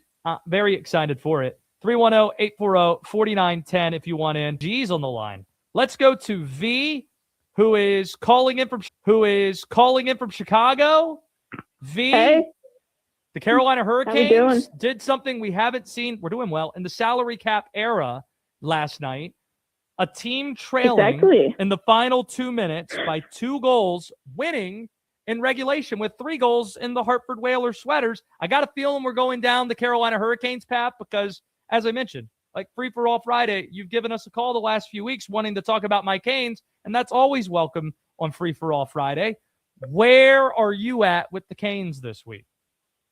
Dude, that was crazy. I mean, I was texting my friend, also in hockey, she's a Hawks fan, but she tolerates my Canes talk. I was like, oh my God, it's so over. There's 2 minutes left. There's no way they're going to come back. But yet, Ghost scores, Stahl scores, and suddenly, Canes win. I was shocked, bro. I woke up my dog, but it was so worth it. Wow, what kind of dog do you have? She's a Labrador Greyhound mix. Her name is Alice. Well, shout out to Alice. Is Alice asleep right now? Yeah. Okay. Well, let's not wake up Alice. Well, I appreciate you tonight not waking up Alice. Any parting thoughts on the Carolina Hurricanes while we've got you, V? I mean, I've heard them in the mix for Artemi Panarin, and, like, I think it's a bad idea, in my opinion. Like, for the main reason is, like, do we really need any more wingers? I mean, like, what we really need is, like, a center for, like, the second line. I mean, Stankoven has been doing good, but, like, he's been not good enough. So, like, I feel like we need maybe like the trade deadline, we could do something like that. And, like, another reason for it is that, like, if we want to trade something for it, I don't think we can trade him for prospects. They're too good. Like, I'm specifically talking about, like, Bradley Nadeau and Justin Robidoux. I can use an example from tonight. Here's a fun stat. In 12 games this season with the Chicago Wolves, they've had 18 points in the month of January. I love facts like Dude, that. they're like, and I'll tell you what I think about it too. Thank you for the call, V. I think the Carolina Hurricanes, they are one of the best teams in the league, and they made a splash in the offseason with some of the signings that they made. But I also think, as you pointed out correctly, not soft on the wings, soft up front. They didn't see a lot there that they liked up the middle at free agency. And I think they saved a little bit of that cap room in case near the deadline, kind of like how they swung last year, they might be able to make a move closer to this deadline. So I think your finger's pretty close on the pulse, and they have good enough prospects, as you're noting, with the Wolves that they can make a swing such as that. One more. Let's go to Mr. Positive, at least for this segment. 310-840-4910. We are halfway through Free for All Friday, where you get to steer the ship in whatever direction you please. Let's go to Mr. Positive, Greg in Michigan. You're on Westwood One Sports Night and Free for All Friday. Boom, shakalaka. And I'd like to spread some positivity throughout the land. Warriors, dreams can be a blessing or dreams can be a curse, but a man without the will to dream will always end up worse. Hit me. Hey, Josh, D-Day, the dynamic duo. I got to tell you, the passing of the guard, Djokovic to Alcaraz, that's going to be one hell of a game, one hell of a match. And last but not least, are you guys looking forward to the Super Bowl commercials? Oh, I haven't even thought about the Super Bowl commercials, except I've seen some of the previews, including Danny McBride working together with, who's the guy that he's with in these ads? It's Danny McBride and another famous actor doing what looks like these knockoff, like local programming type of commercials for Allstate. So I've seen that, and a lot of Matthew McConaughey, Bradley Cooper, Uber Eats commercials about football being a ploy to eat food. I've seen a lot of that. The one you're going to like, it's probably going to be the best. It's Gronk with tight ends, and it's about prostate cancer. You are going to die when you see it. Butt cheeks flexing in and out. It's unbelievable. Thanks for taking my call, you dynamic duo. And everybody, go for your dreams.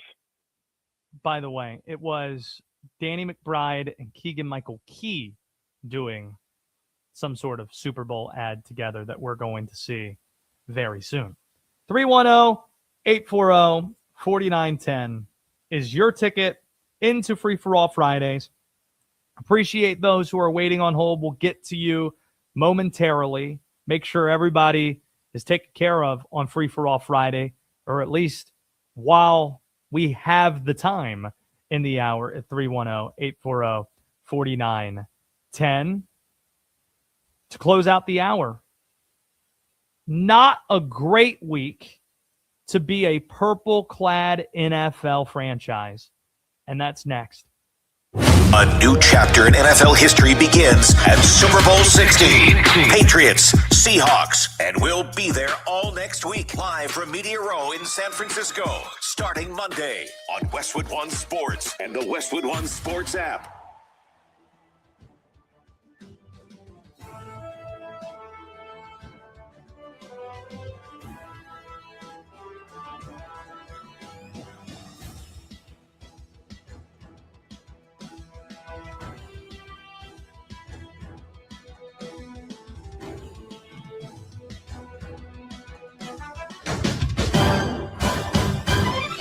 At the tone, the broadcast will begin in 4 minutes, 30 seconds.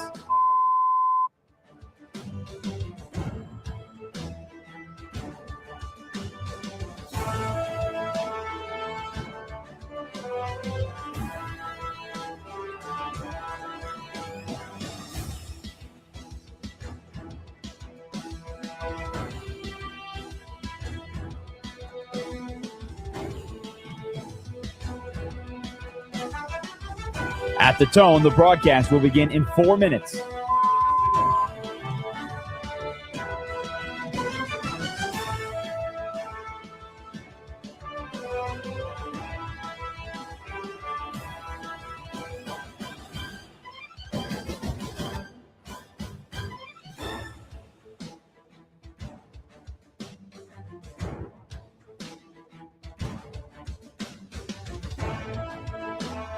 At the tone, the broadcast will begin in 3 minutes and 30 seconds.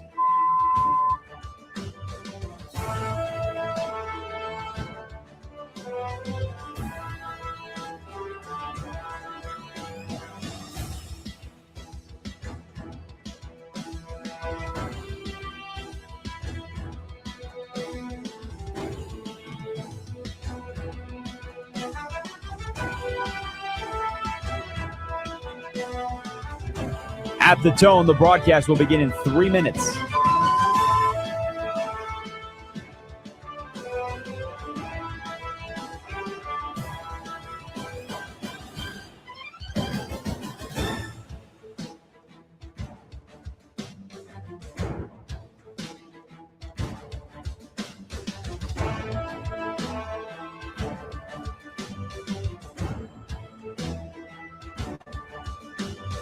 At the tone, the broadcast will begin in 2 minutes, 30 seconds.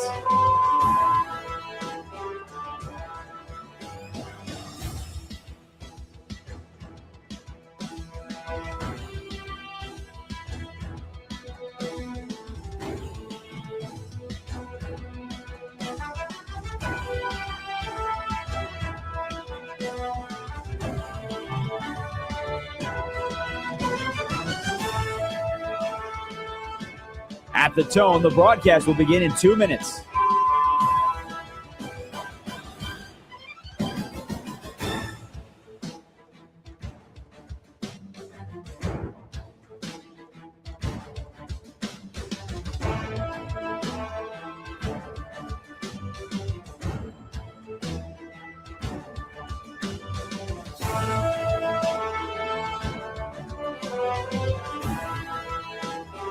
At the tone, the broadcast will begin in 1 minute, 30 seconds.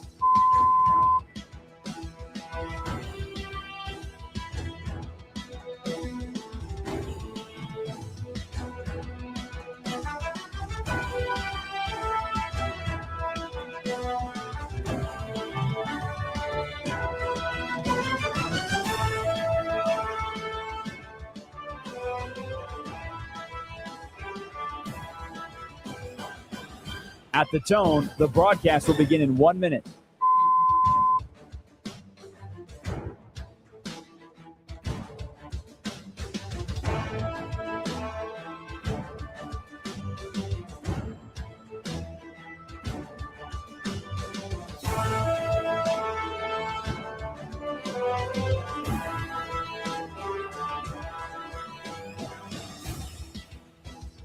Stations, this is your final time check. At the tone, the broadcast will begin in 30 seconds.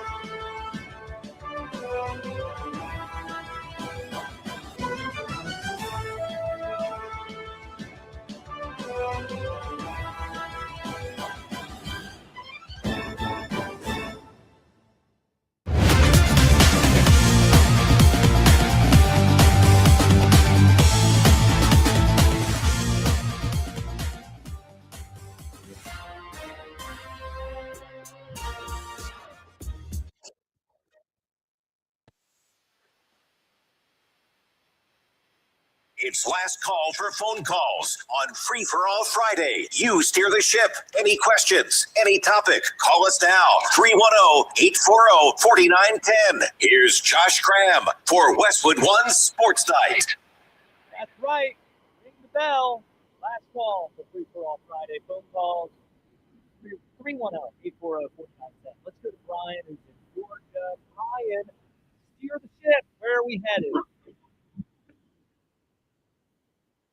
Patriots fan, and now I live near Atlanta, so that's kind of weird. But would you rather have a jerk coach that wins you 6 Super Bowls, or a Mr. Nice guy like Raheem Morris that pleases everybody with his words and doesn't even make the playoffs ever? How would you answer that question? I want the jerk coach, and I don't think he's that big of a jerk, but he's got his issues. But, it is what it is. He's disciplined, basically. He's not a jerk. He's disciplined. It's like going into the army or something. All right. Well, I think you answered the question pretty well there. Appreciate the call. Well, I Brian. want to hear what you would, or I agree with the Atlanta. I would take. hires. I don't need my head coach to be a preacher. I have my own preacher for that.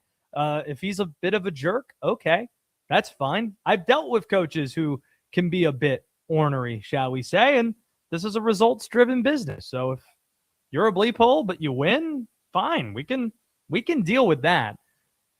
If you're a nice guy and you win, that's just an added bonus. I know some people like that too. So it can kind of cut both ways. Appreciate the call from the great state of Georgia. Many people chiming in from what is Georgia? I almost said the peach state. I know there's a lot of jokes that could be made in Gaffney, South Carolina, when you're going towards Georgia and you see the peach, and we all know what it kind of looks like from underneath if you've ever been by it. But what are we calling? It's the blank state. It's the peach state. Yeah, no, that's accurate. Okay, we had it right. Yeah. Cool.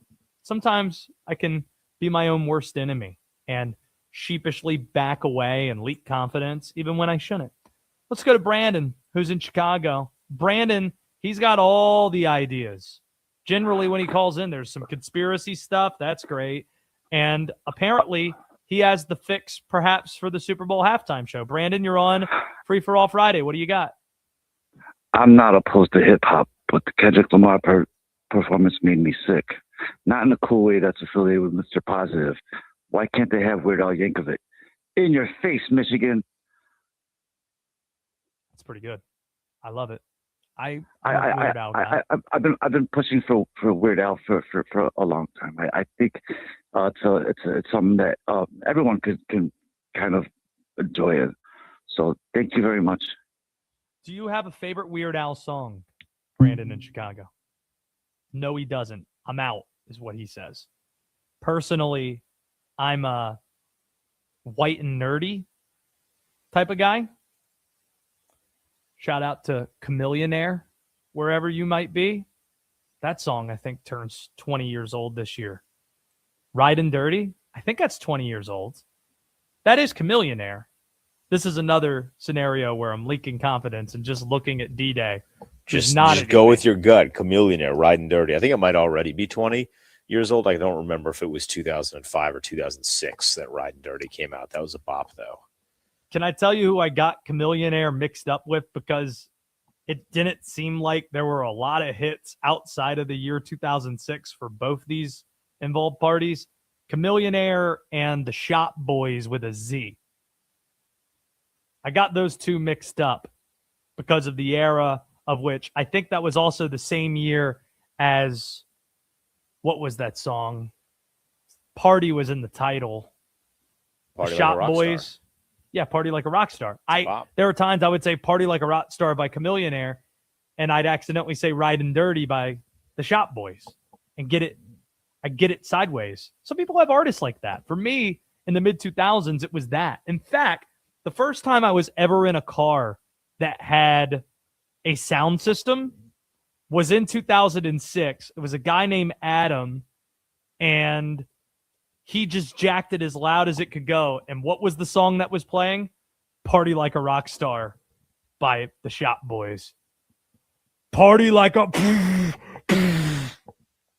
Couldn't even hear the rest of the lyrics. But we had a good time. It's a great song. Can you believe those two songs came out 2 years separate of one another?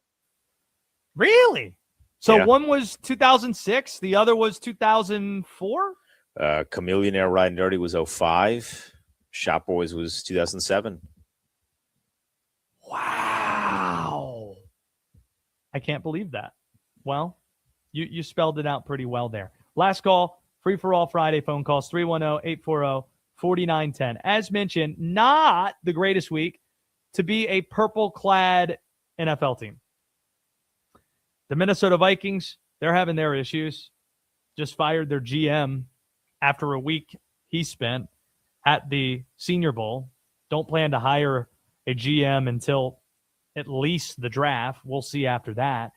But with the Baltimore Ravens, we said this earlier in the week in regards to the Robert Saleh decision to take on defensive play calling. That's fine. You got Brian Daboll as the offensive coordinator. You know, you're fine. You're taken care of at both coordinator spots. But especially since Jesse Minter lacks head coaching experience, it was going to be important who he tasked with running the offense. Ideally, you'd want someone with head coaching experience. And if they didn't, at least their resume it spoke for itself. And what is the case? What am I missing about Declan Doyle? Because the guy's been an offensive coordinator for 1 year. And in that 1 year, he did not call plays for the Bears. Ben Johnson did. Prior to that season, he was a tight ends coach in Denver. So not even working with quarterbacks or designing offense under Sean Payton. And the guy's 29 years old. What is the appeal, D-Day? Understandably, they have these meetings and you lay out a case and you lay out a vision for what you have for Lamar and you have for the offense. And clearly, Declan did something to impress Baltimore's brass and specifically impress Jesse Minter.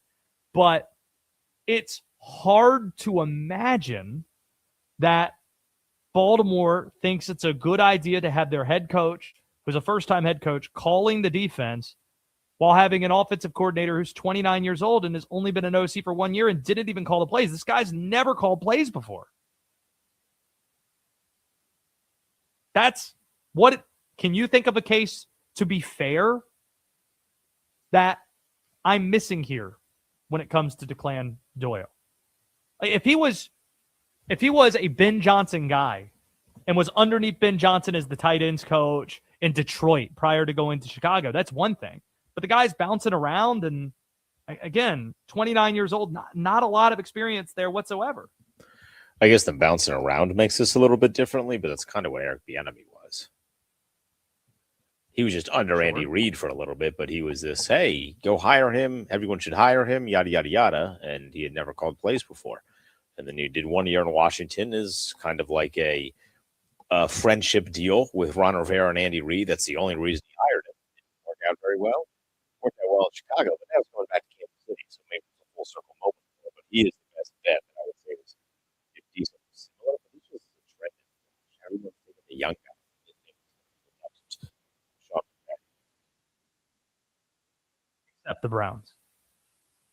Except the Browns. They went with the old guy that they think is going to not be Sean McVay.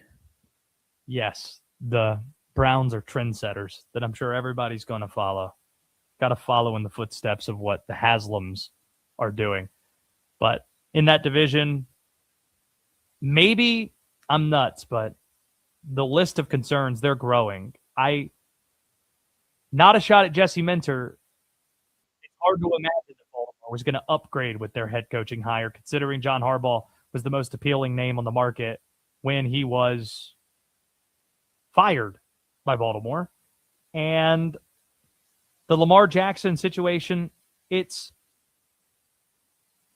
are we completely sure that they're going to run it back with Lamar? Are we 100% sure? Well, we saw some of those rumors, and much like Hans Landa in Inglourious Bastards, I love rumors. It might be, maybe this could tip it off a bit. If you want this coordinator combo, this young coordinator combo of Doyle and Minter to kind of get their bones about them and build this thing from scratch and do so with a ton of draft picks, maybe you move off of the quarterback and get the draft picks in exchange. Just throwing that out there. Just throwing it out to see if that's something that could stick. They would have loved By if the way, quarterback class was better this year to try that. Well, Chicago, they traded out of the number one pick when they could have taken somebody in that spot, and they looked ahead to the future, got their guy in Caleb Williams. If you are really invested, and Baltimore seems to be invested in this being a long-term situation, 18 years you had John Harbaugh, and you're a stable organization, then maybe you are willing to do something that's a little bit more 5-10 year oriented than focusing on how you're going to maximize the 1, 2, 3 prime years that Lamar Jackson has left in him. On a movie front, you know that we love movies on this show. Really saddened to see that Catherine O'Hara died at 71 years old today. We know her most recently. It's very hard, especially for actresses, to remain so constant over decades. And she did so gracefully, and she did so in such a hilarious manner from when she appeared on screen in Home Alone, of course, yelling out, "Kevin!"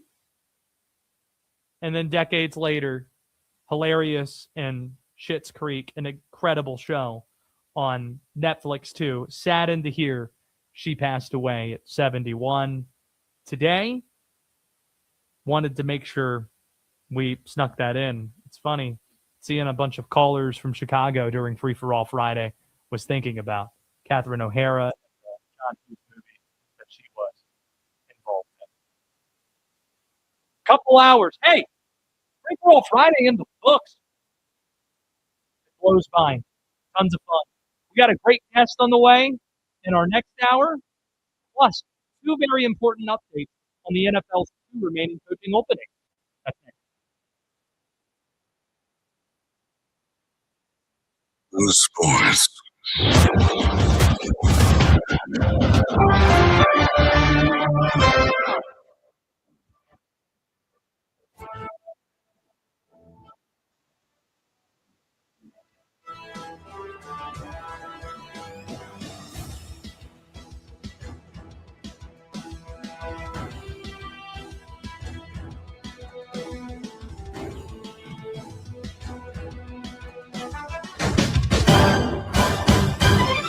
At the tone, the broadcast will begin in 4 minutes, 30 seconds.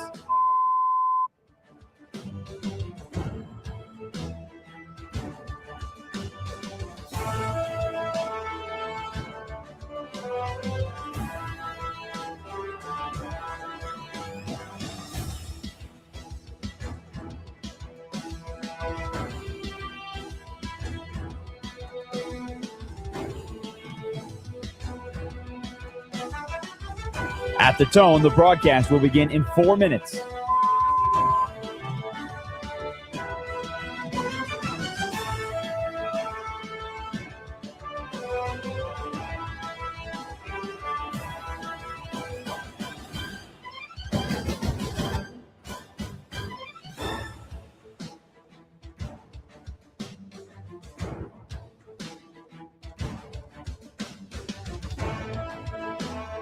At the tone, the broadcast will begin in 3 minutes and 30 seconds.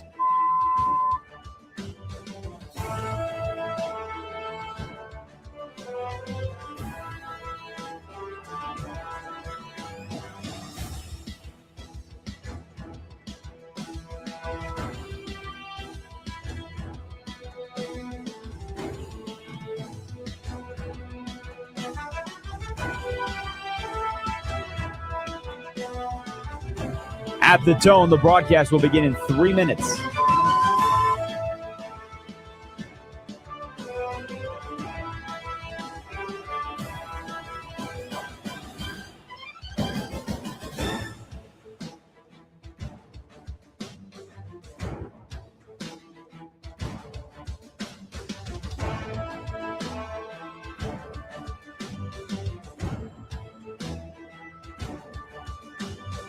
At the tone, the broadcast will begin in 2 minutes, 30 seconds.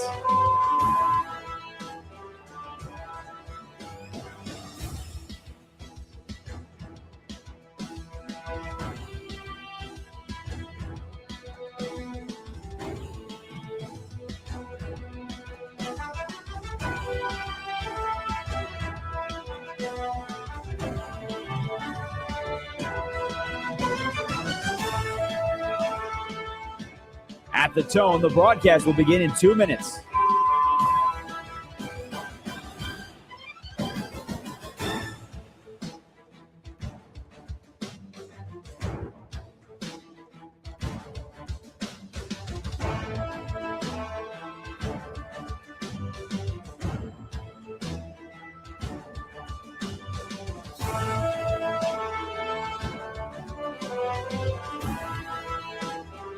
At the tone, the broadcast will begin in 1 minute, 30 seconds.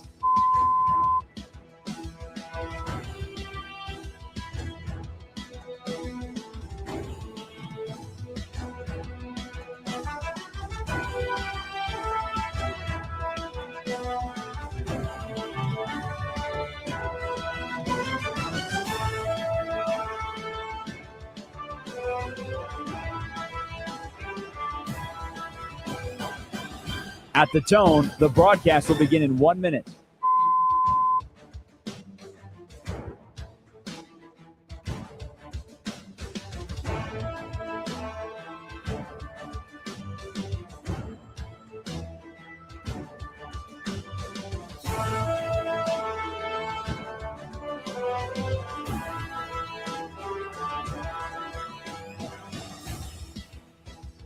Stations, this is your final time check. At the tone, the broadcast will begin in 30 seconds.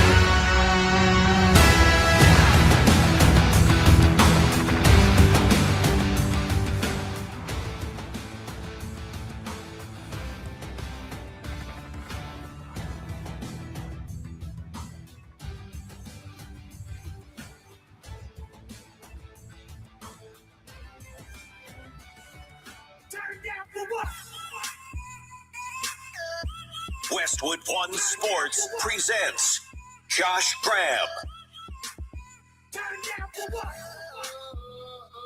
On Westwood One Sports Night, the NFL has two more coaching openings. The Arizona Cardinals and the Las Vegas Raiders. We've got updates on both of them. They're close to being filled. Both teams are in on the Clint Kubiak sweepstakes. Here's what Adam Schefter reported on ESPN earlier. Who's Kubiak getting? Which job? Well, he's going to get the Raiders or he's going to get the Cardinals job. So Okay, so he's definitely getting one of those jobs. He's definitely getting one of those jobs. That's pretty definitive, which tells you what?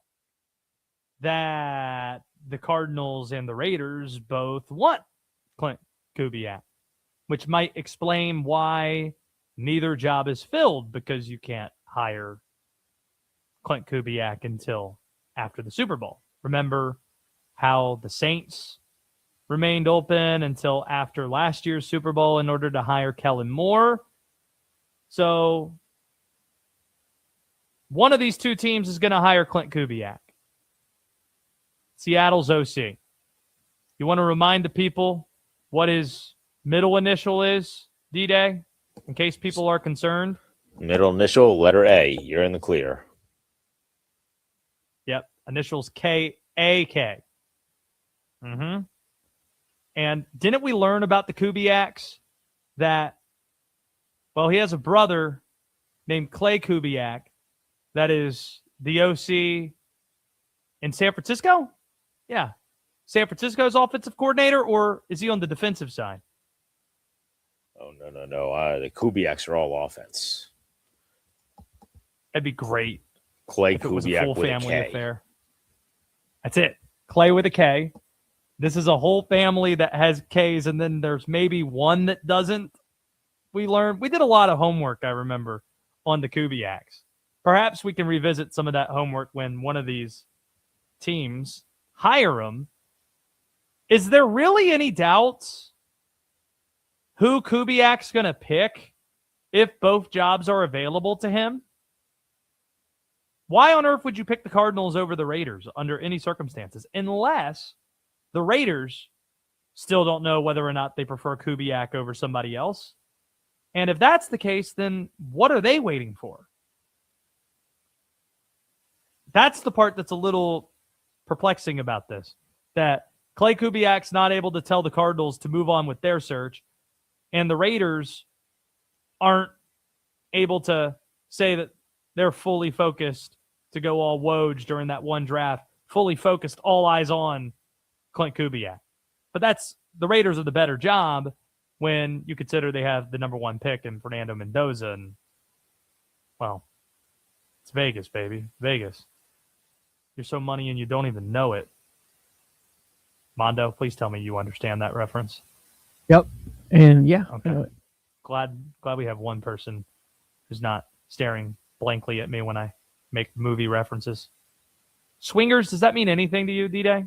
Have you ever even heard of the movie Swingers? Swingers means something. Stay away from the upside down pineapple. As far as the movie is concerned, not a big bag there. Okay. This is the movie that launched Vince Vaughn into being a thing. And a young There's Heather so Graham. money. So money you don't even know it. You don't even realize it. Who's the big winner today? Johnny's the winner. Or what was the name of John Favreau's character?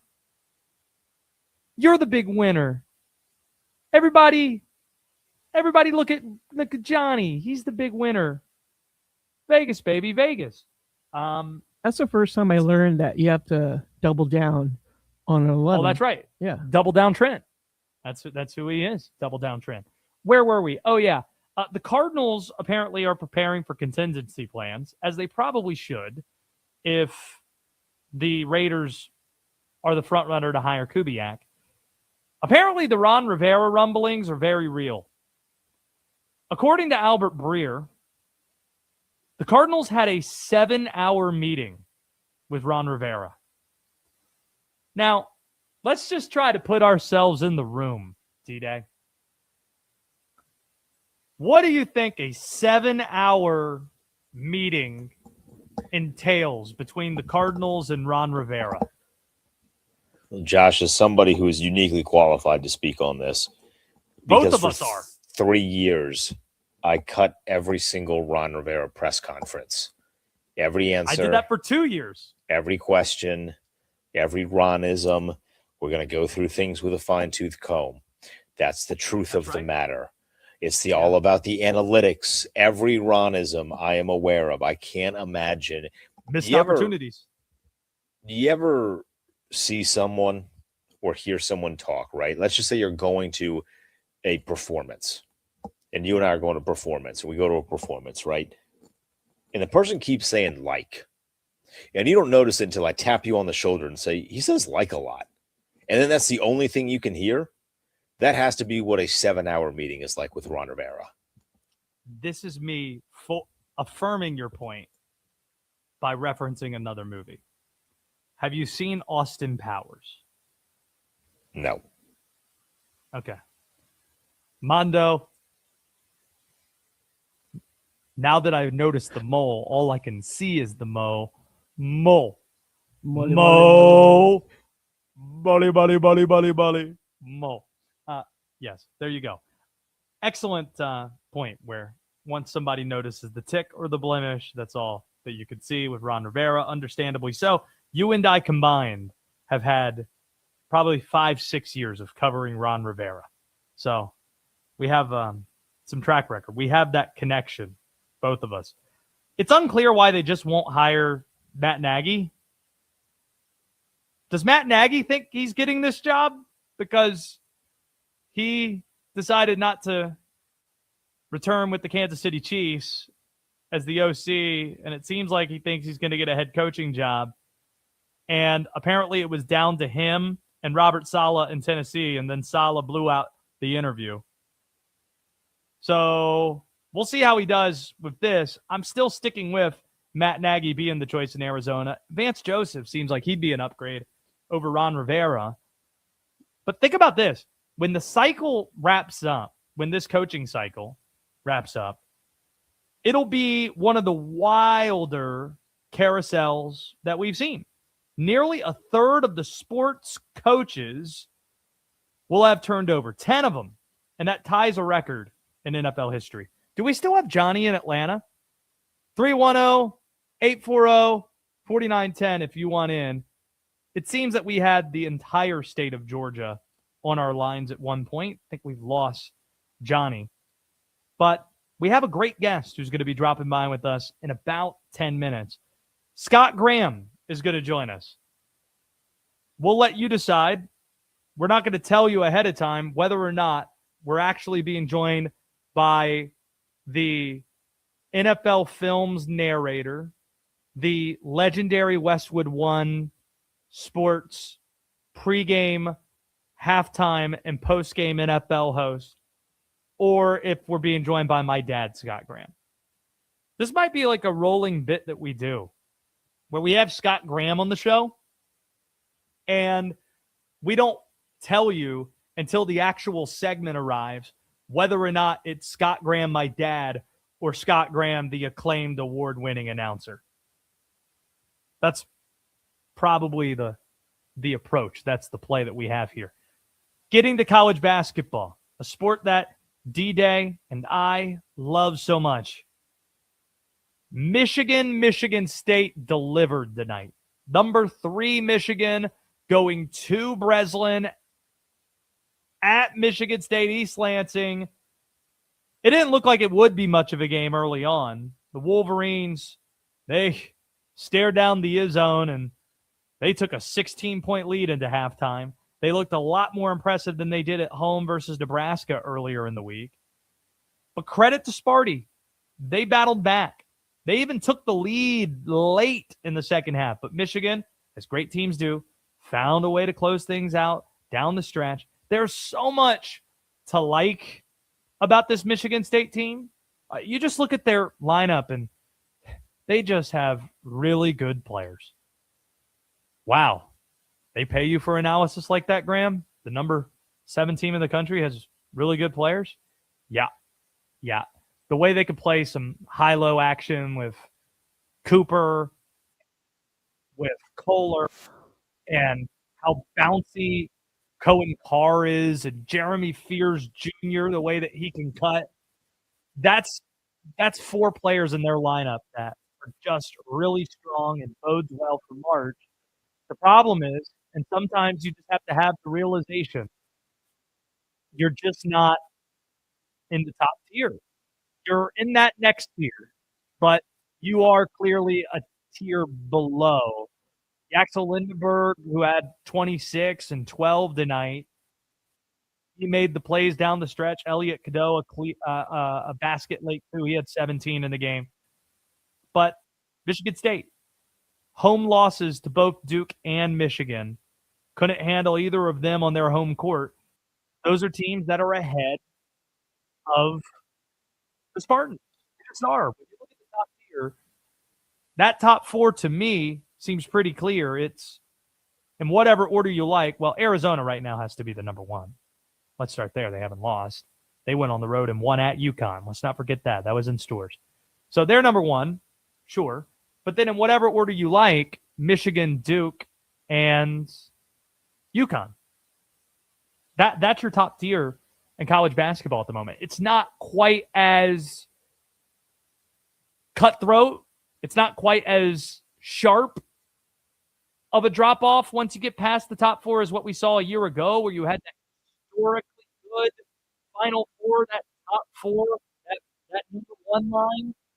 But that seems to be the clear line of demarcation at the very top of the sport at the moment. Let's hope the other marquee games this weekend are as good as BYU at Kansas. Two top 15 teams. Darren Peterson, not listed on the injury reports for Kansas. He's a go. Missed the most recent game. This isn't the hamstring deal that he was dealing with early in the season. That was an ankle injury. Caused him to miss the Jayhawks last time out.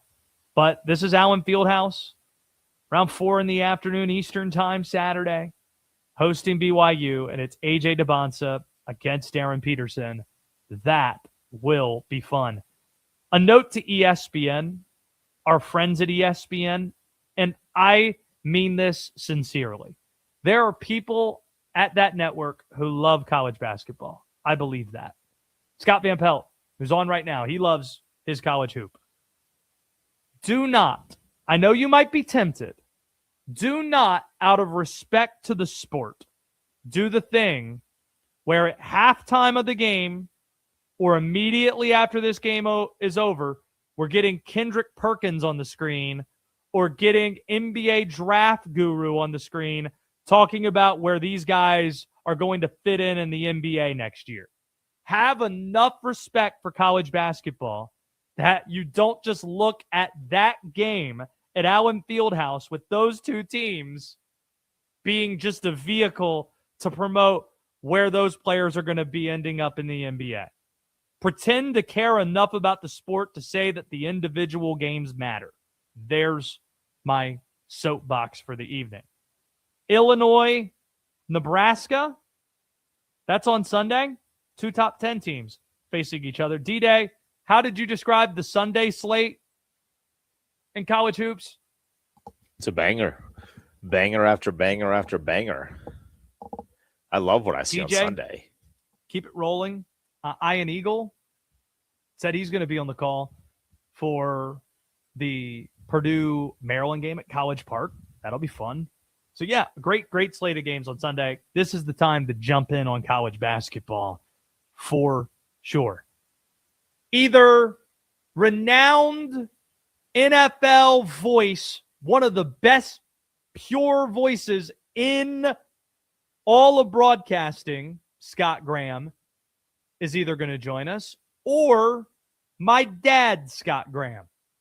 Find out which one it is next on Westwood One Sports Night.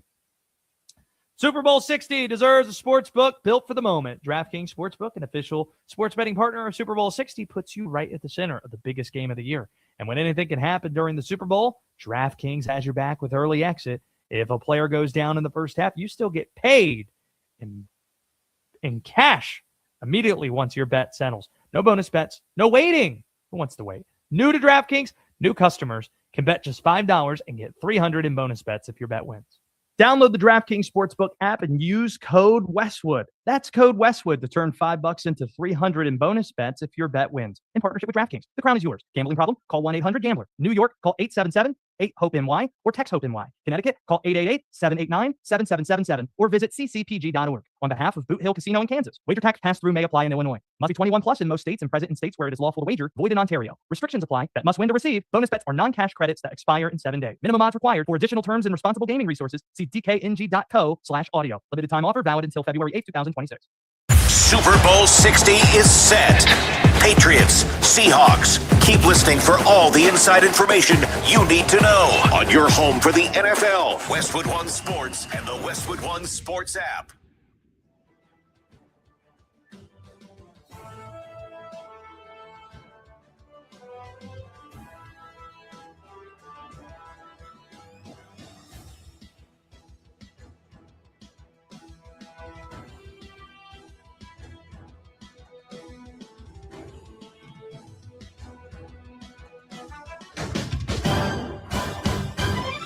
At the tone, the broadcast will begin in 4 minutes, 30 seconds.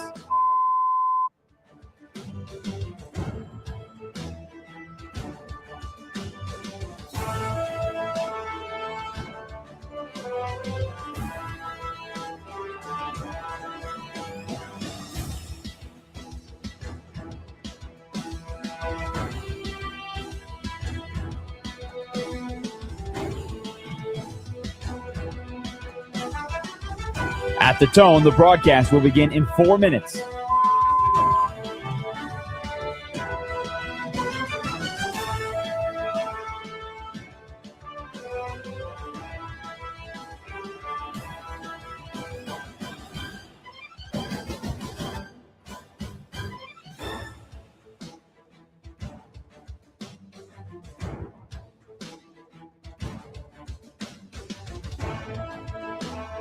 At the tone, the broadcast will begin in 3 minutes and 30 seconds.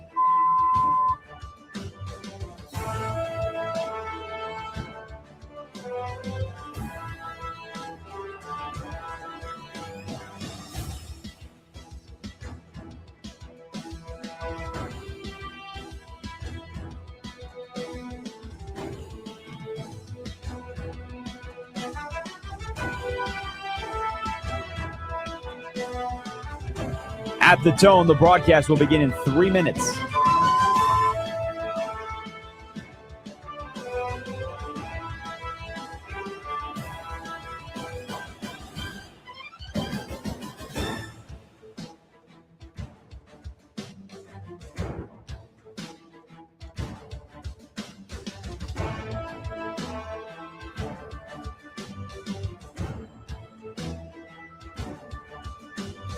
At the tone, the broadcast will begin in 2 minutes, 30 seconds.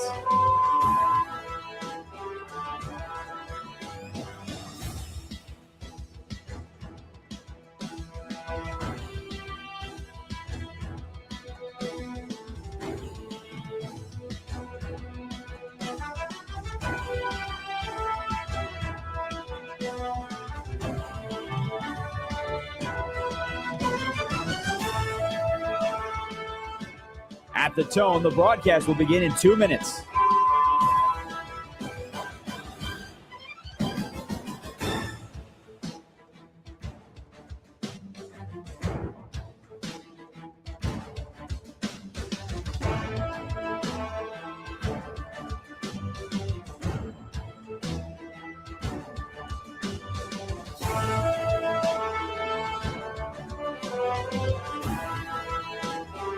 At the tone, the broadcast will begin in 1 minute, 30 seconds.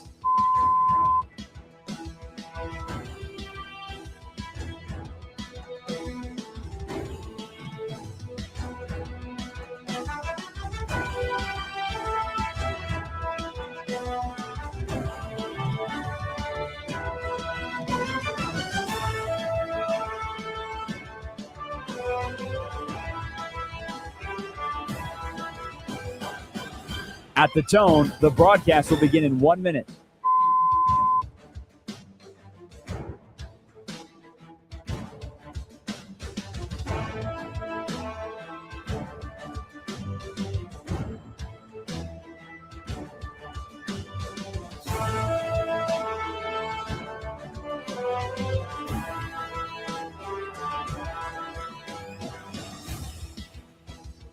Stations, this is your final time check. At the tone, the broadcast will begin in 30 seconds.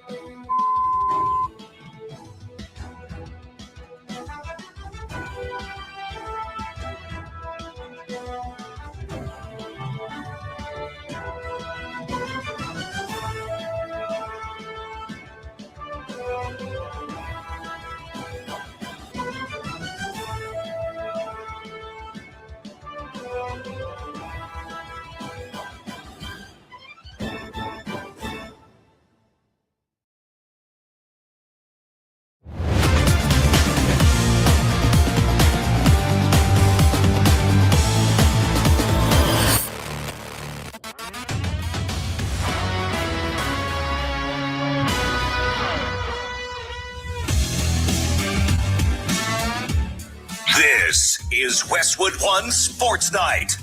Here's Josh Graham.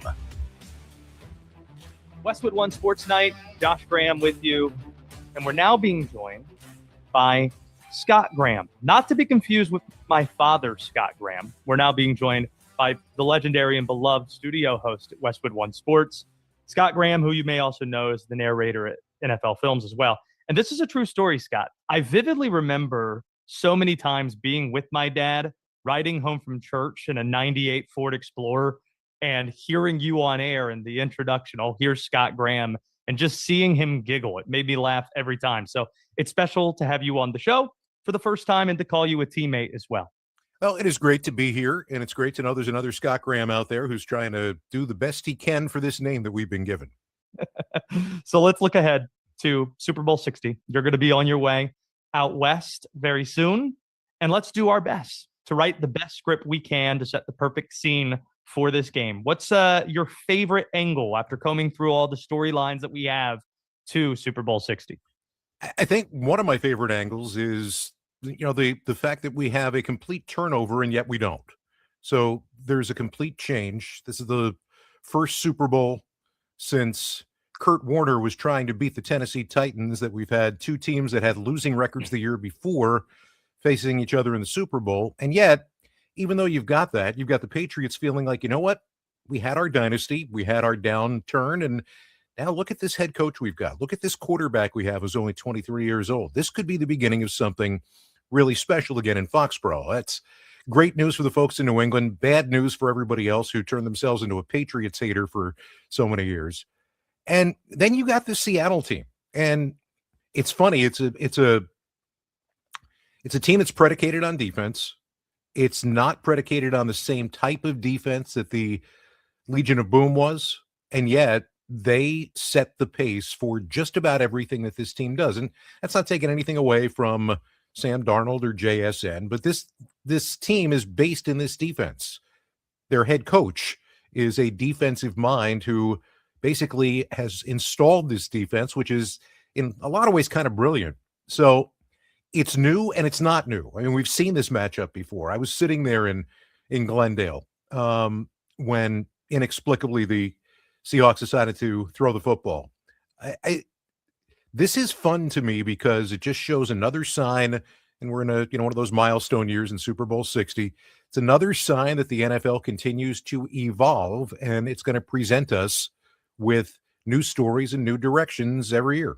What you put your finger on at the beginning there is a story of perception where we've kind of, for the casuals who watch Super Bowl 60, they will see the brand of the Patriots and think, I've been conditioned to root against this. But you highlighted the quarterback and the coach, and this is completely different. This is not the polarity of Brady and Belichick, where Drake May is this baby-faced kid from North Carolina that married his middle school sweetheart, and Mike Vrabel is not the gruff guy, not answering questions in press conferences. He's instead making Warriors references on the podium and waiting at the locker room door to shake the hand and dap up of every single one of his players. So is it strange to suggest that this Patriots team is actually likable, Scott?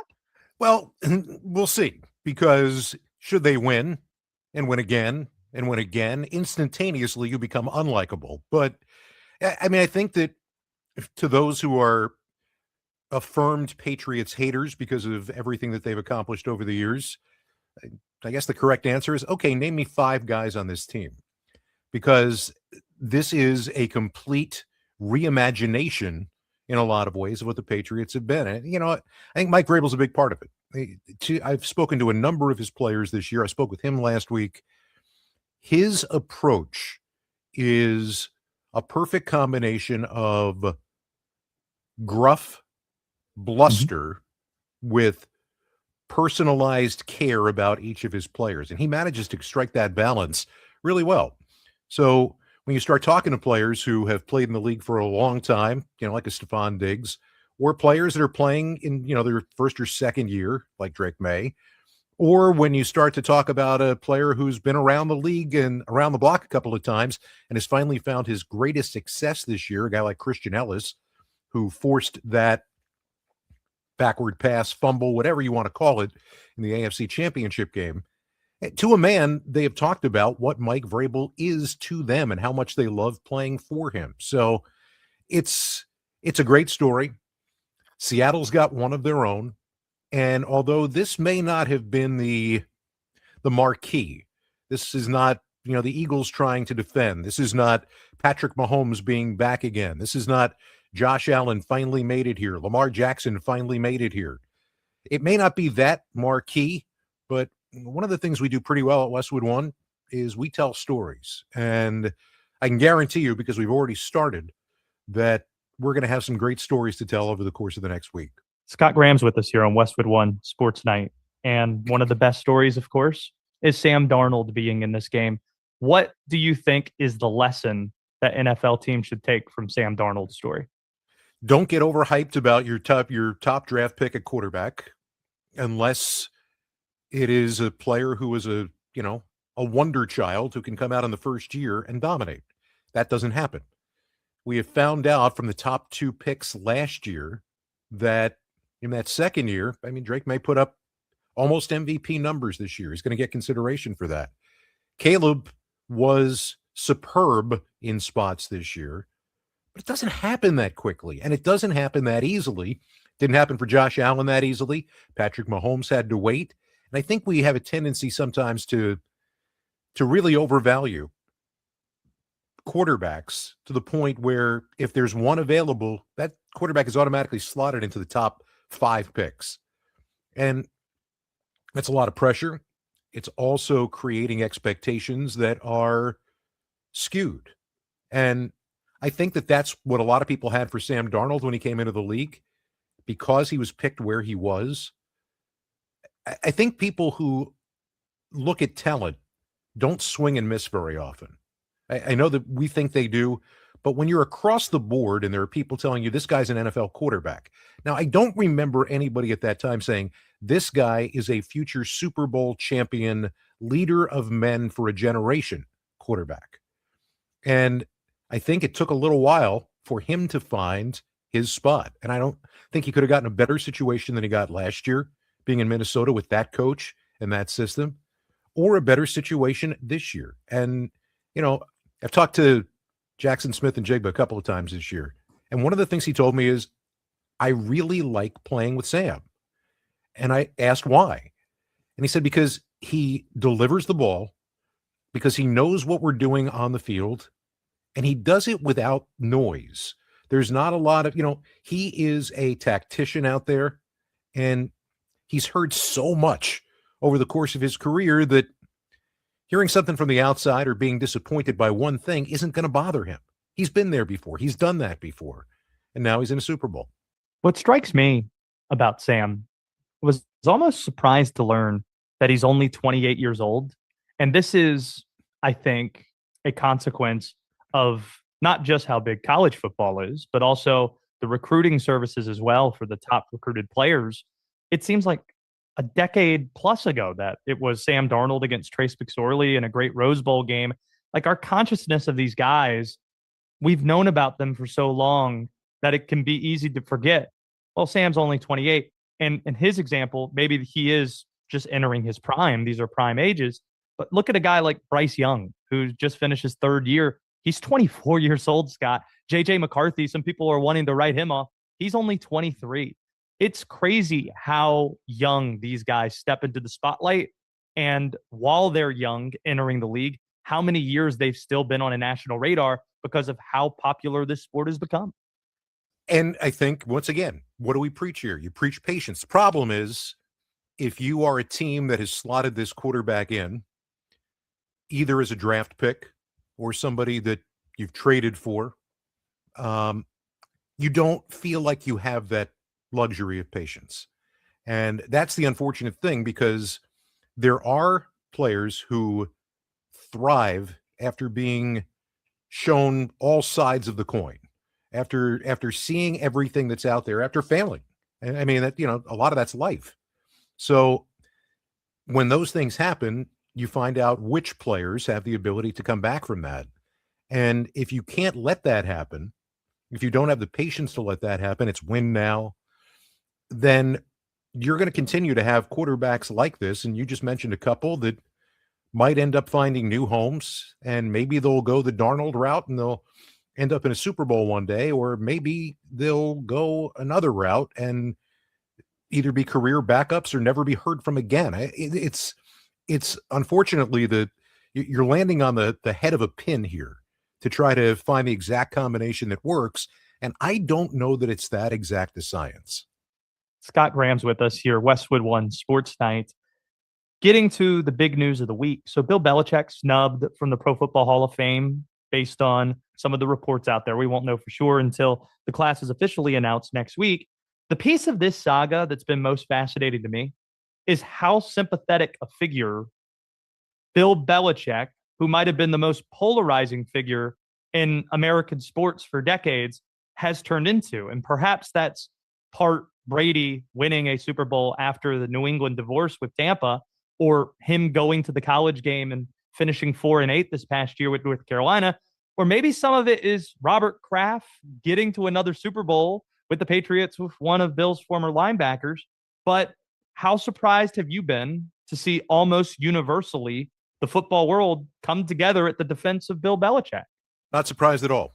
And I'm not surprised at all, because you're talking about two different things here right now. You're talking about what he was as a head coach, what he represented. We've talked about that. The first time that I did a Super Bowl interview with him was, I was supposed to be doing it with Mike Holmgren. The previous time we had Belichick on, we had done a tandem interview, but Mike was stuck, couldn't get to the Super Bowl city. And there I was with Bill Belichick, and it was after CBS had put together a round table that they recorded that the coaches appeared at. So there were all of these lights that were focused on this round table, and the rest of the ballroom was pitch black. And my interview with Bill Belichick was in a corner at a small table for two in the pitch black. And now I'm sitting there across from Darth Vader, and it's my job to have a conversation. He was, difficult to get at with some things, but very open about talking about other things. And I think that persona is something that people will carry forever. And I think that, being part of the hated Patriots dynasty, some people will carry that forever. The reason I'm not surprised is because it's ludicrous to look at his coaching success, his coaching numbers, and not say that he's a first ballot Hall of Famer. Now, if you decide that you want to do something and make a statement because of Spygate or Deflategate, I suppose that is your prerogative if you're a voter. But if you look at the pure numbers, if you look at the championships, if you look at the wins, if you look at the fact that he won as a coordinator when he wasn't even the head coach, there's no doubt that this is a Hall of Famer, and in my estimation, a first ballot Hall of Famer.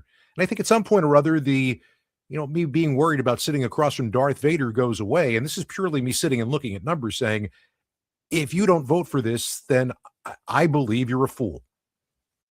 Scott Graham is with us here. You're getting set for Super Bowl 60, Westwood One, of course, the audio home of Super Bowl 60. How many Super Bowls now are we at? Have you attended? Have you been part of? I attended one Super Bowl as a fan a million years ago, but, and 1 year for Westwood One in the pandemic. when there were no fans in the stands or very few fans in the stands, we were operating at a limited skeletal crew. So I worked from New Jersey, not Tampa. But this will be my 17th Super Bowl hosting for Westwood One. We've spent a lot of time talking about halftime shows, some of the best that we've seen. Did you have a favorite in person to watch? The funny part is, this is one of the problems with the job. Oh no, you're busy. If I'm on the air at halftime, I really don't have time to listen to the show. So, or if we're in between breaks saying, let's see if we can bring the mics up just a little bit and listen to 45 seconds of The Who. I guess maybe I should reframe the question. What was the most tempted you were to be distracted from doing your job? I'm an old guy. I mean, the fact that The Who was there was pretty incredible to me. But I mean, I thought Bruno Mars put on a tremendous show. I think he was great. And he's got that kind of energy. I thought that Katy Perry put on a very good show. I thought that and people might disagree with me. Again, I'm an old man. I don't care if you disagree with me. It's purely a personal thing. So, but again, unfortunately, in these situations, you have a tendency to, while you're talking on the microphone or talking to your producer or saying, what are we doing next? I tend to miss a lot of what's going on. Now, again, some of it I have to follow along with. We've started taking bigger pieces of the halftime show. So it's a merge, and unfortunately, not one that I get an opportunity to do much with. Scott Graham, safe travels to San Francisco, and good luck finding a good podcast on your commute from San Francisco to Santa Clara, between San Fran and the actual Super Bowl site, okay? A lot of time in the car coming up next week. Thank you again. This was fantastic. I hope we could do this again sometime soon, maybe after the Super Bowl or whatever, but big fan of your work, and I hope we can do it again. Thank you. Take care. Be well. That's Scott Graham joining us. Your thoughts. Hey, best Super Bowl halftime show. 310-840-4910. Giving some love to Bruno. Telling you. Incredibly underrated Super Bowl halftime show. That one that he did in Newark, New Jersey. Get into your calls and plenty more next on Westwood One Sports Night. A new chapter in NFL history begins at Super Bowl 60. Patriots, Seahawks, and we'll be there all next week, live from Media Row in San Francisco, starting Monday on Westwood One Sports and the Westwood One Sports app.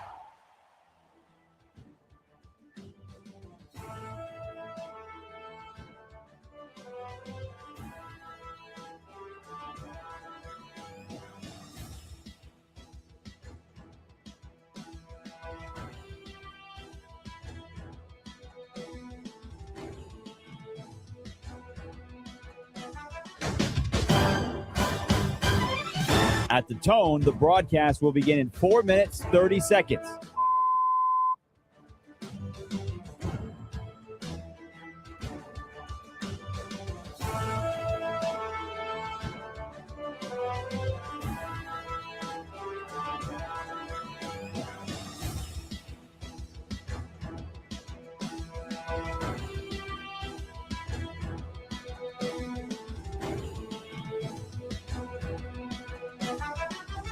At the tone, the broadcast will begin in 4 minutes.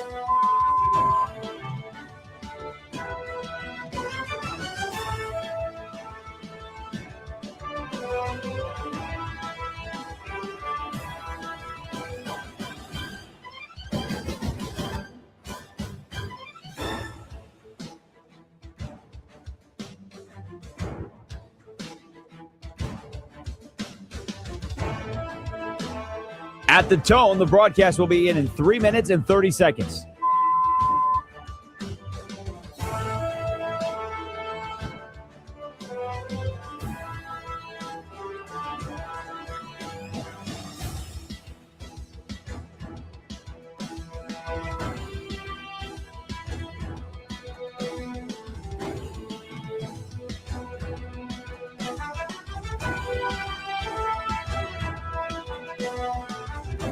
At the tone, the broadcast will begin in 3 minutes.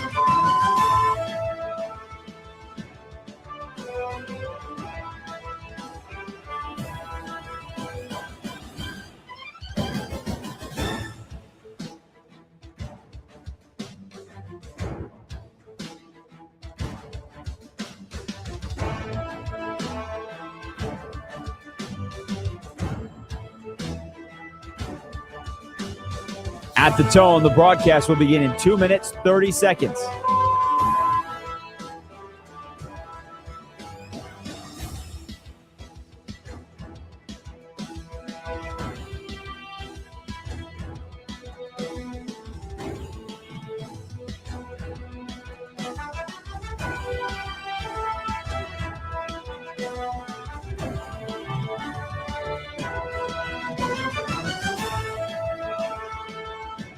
At the tone, the broadcast will begin in 2 minutes.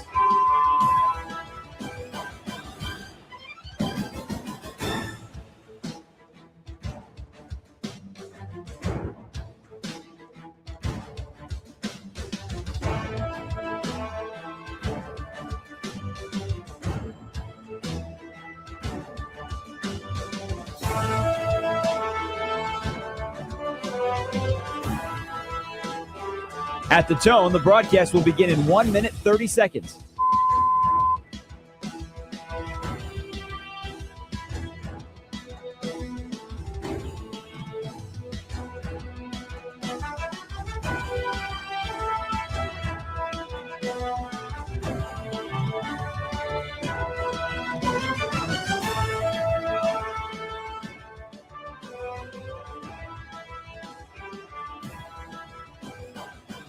At the tone, the broadcast will begin in 1 minute.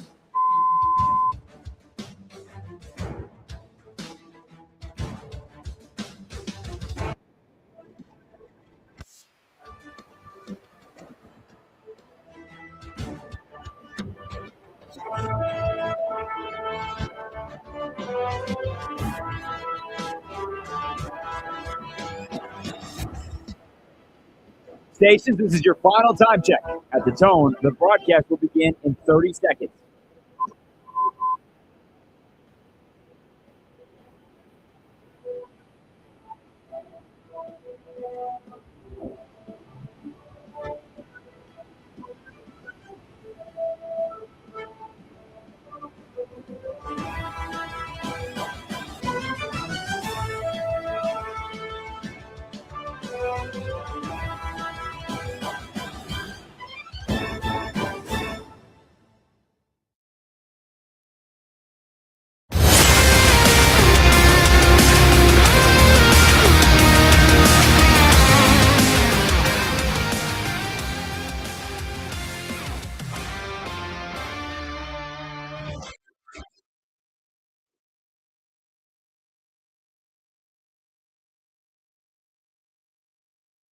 This is Westwood One Sports Night. Here's Josh Graham. Pull up a chair.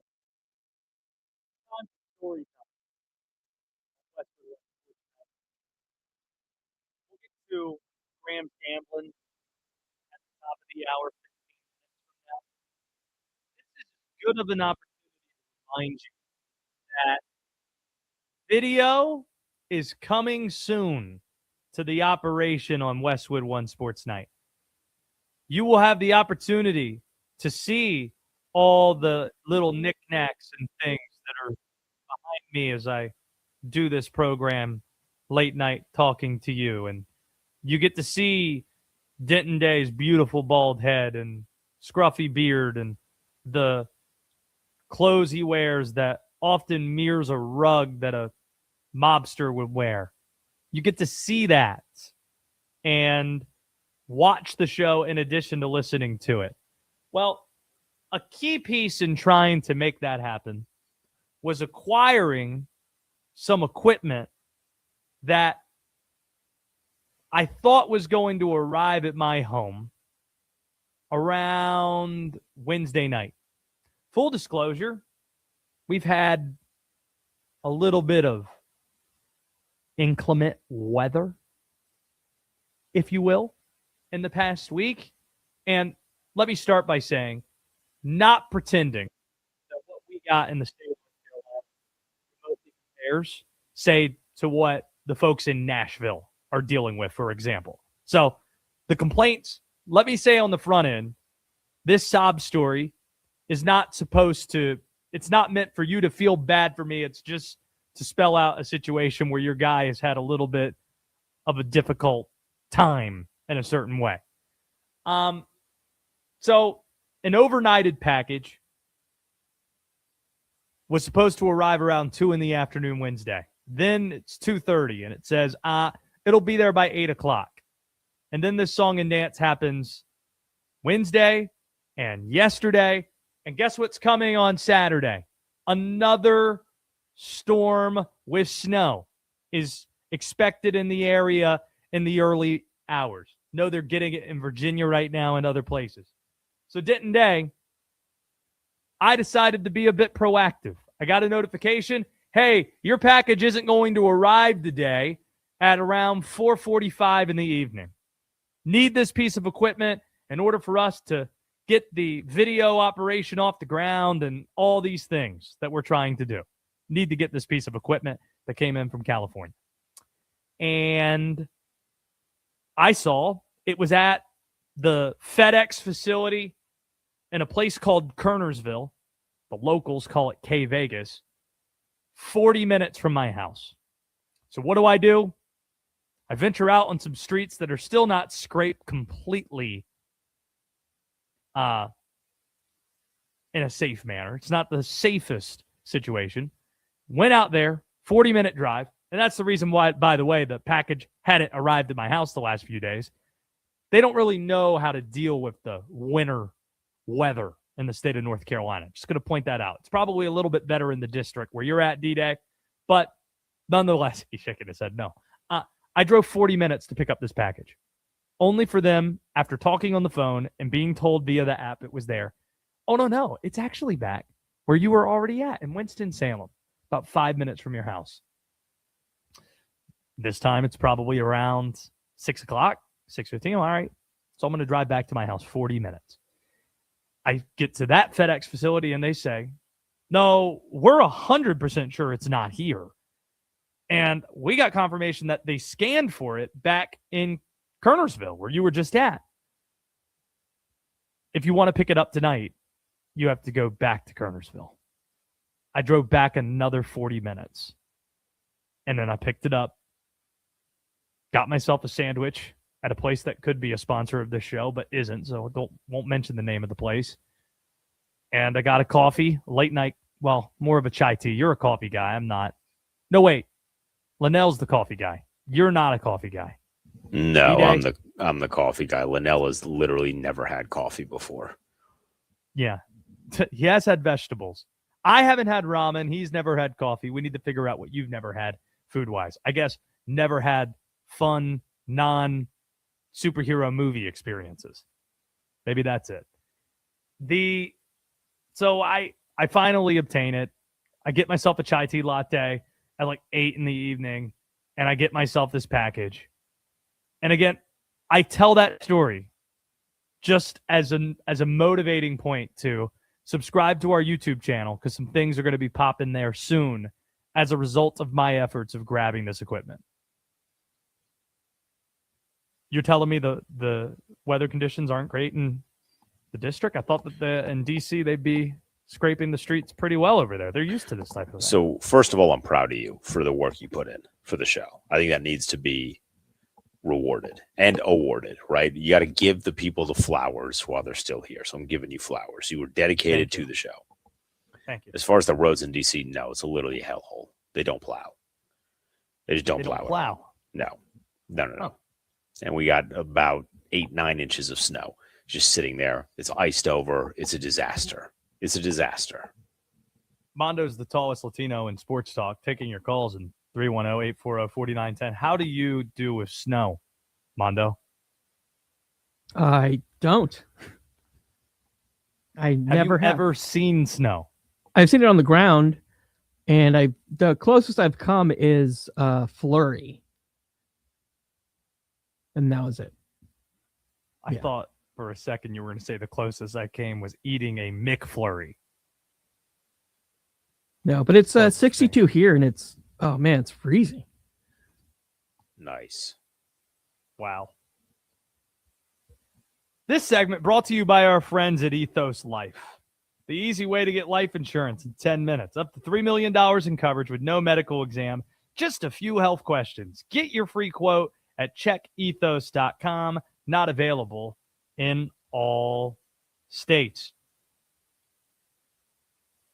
Lot of NFL news happening today. Lot of things that stand out on that front. Some that are fun to talk about. Some that aren't very fun to talk about. We'll get into those NFL headlines in just a bit. College basketball. Got a couple of bets. Betting what I know that we'll get to in Graham's Gambling shortly. But while we're on the irreverent front for just a bit, you watched Forrest Gump for the first time last night, D-Day. I watched the new Matt Damon, Ben Affleck Netflix movie, The Rip, for the first time.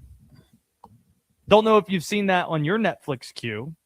Mondo strikes me as someone who's already seen it. No, he hasn't. Really good. And it makes me wonder why we don't make a lot of just really fun action movies that you don't really need to apply too much pressure on the plot, or else the plot kind of just falls apart a little bit. Where did these mindless action movies that don't require a lot of thought go that were so ubiquitous back in the day? And then you're reminded, oh, the business has changed so much that they won't make those movies unless they're guaranteed the 2 stars in Ben Affleck and Matt Damon. And that's why the movie gets made. But then again, like, if that does well for Netflix, just make that movie once a year. And I'll watch it every single time. Like, are you kidding me? Ben Affleck and Matt Damon are drug cops in Miami? You're for it. Take all my money. And you've got Kyle Chandler, Night Lights, playing a role in this movie. Again, here for it. Thought it was fun. It is one of those movies where you can kind of see where the movie's headed very early on. It's not hard to forecast where it's headed, but still, when you get there, you have a good time. You're happy that you watched. It's not too much. It's not 3 hours long. It's an action movie. You could throw it on and have a good time watching Ben and guys reunited on the screen together. So, while we had the moment, I covered a lot here. Some winter challenges being overcome, and also, yes, a rip on Netflix. We have 2 college basketball bets to hand out in Graham's Gambling, and we'll do that.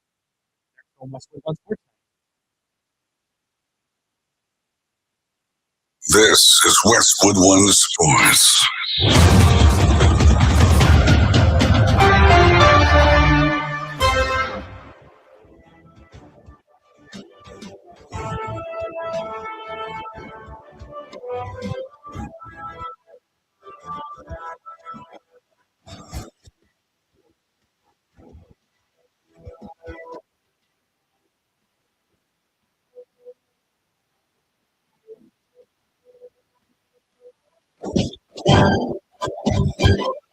At the tone, the broadcast will begin in 4 minutes, 30 seconds.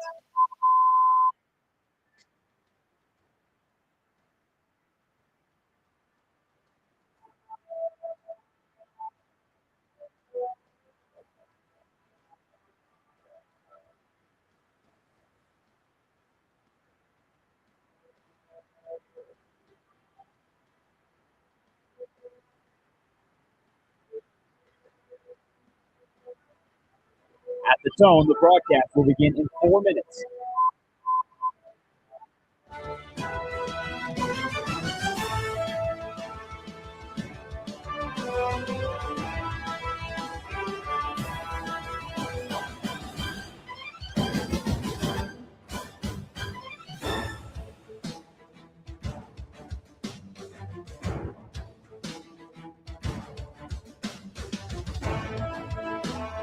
At the tone, the broadcast will begin in 3 minutes and 30 seconds.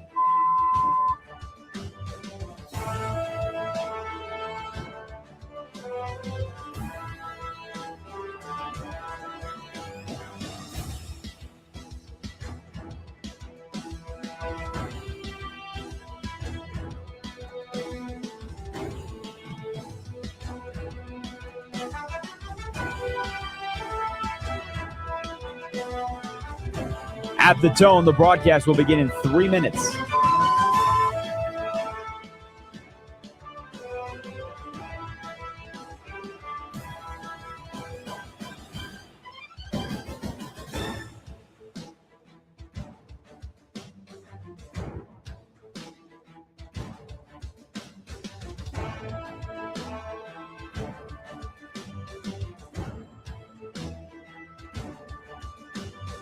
At the tone, the broadcast will begin in 2 minutes, 30 seconds.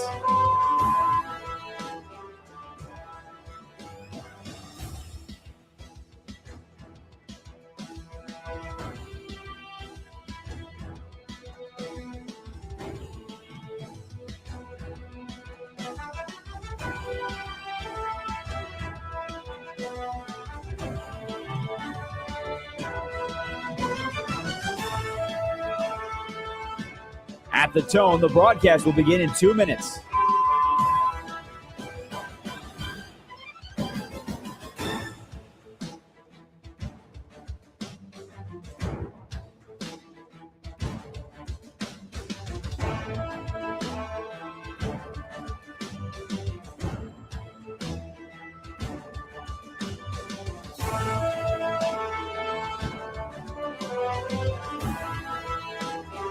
At the tone, the broadcast will begin in 1 minute, 30 seconds.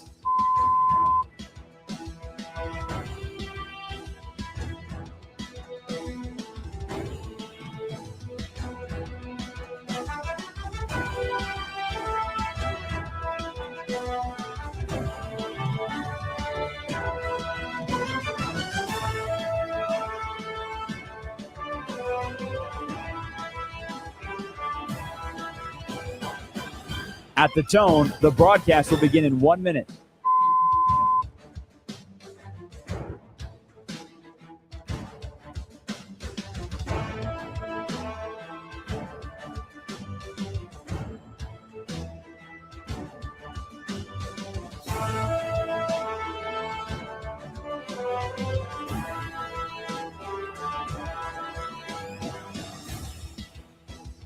Stations, this is your final time check. At the tone, the broadcast will begin in 30 seconds.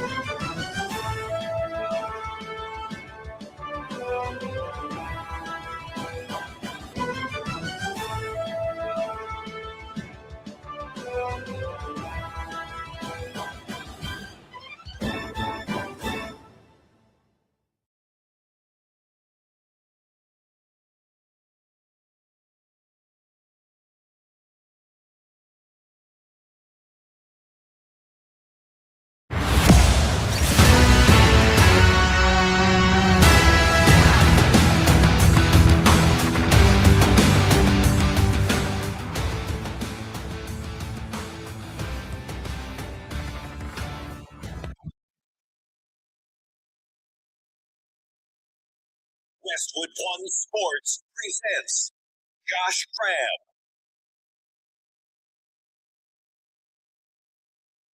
Rams gambling. It's that time. Count money all day, you know. It's time for Cram's Gambling. Let's make some money. I hope you took my advice on Novak Djokovic plus 820. D-Day.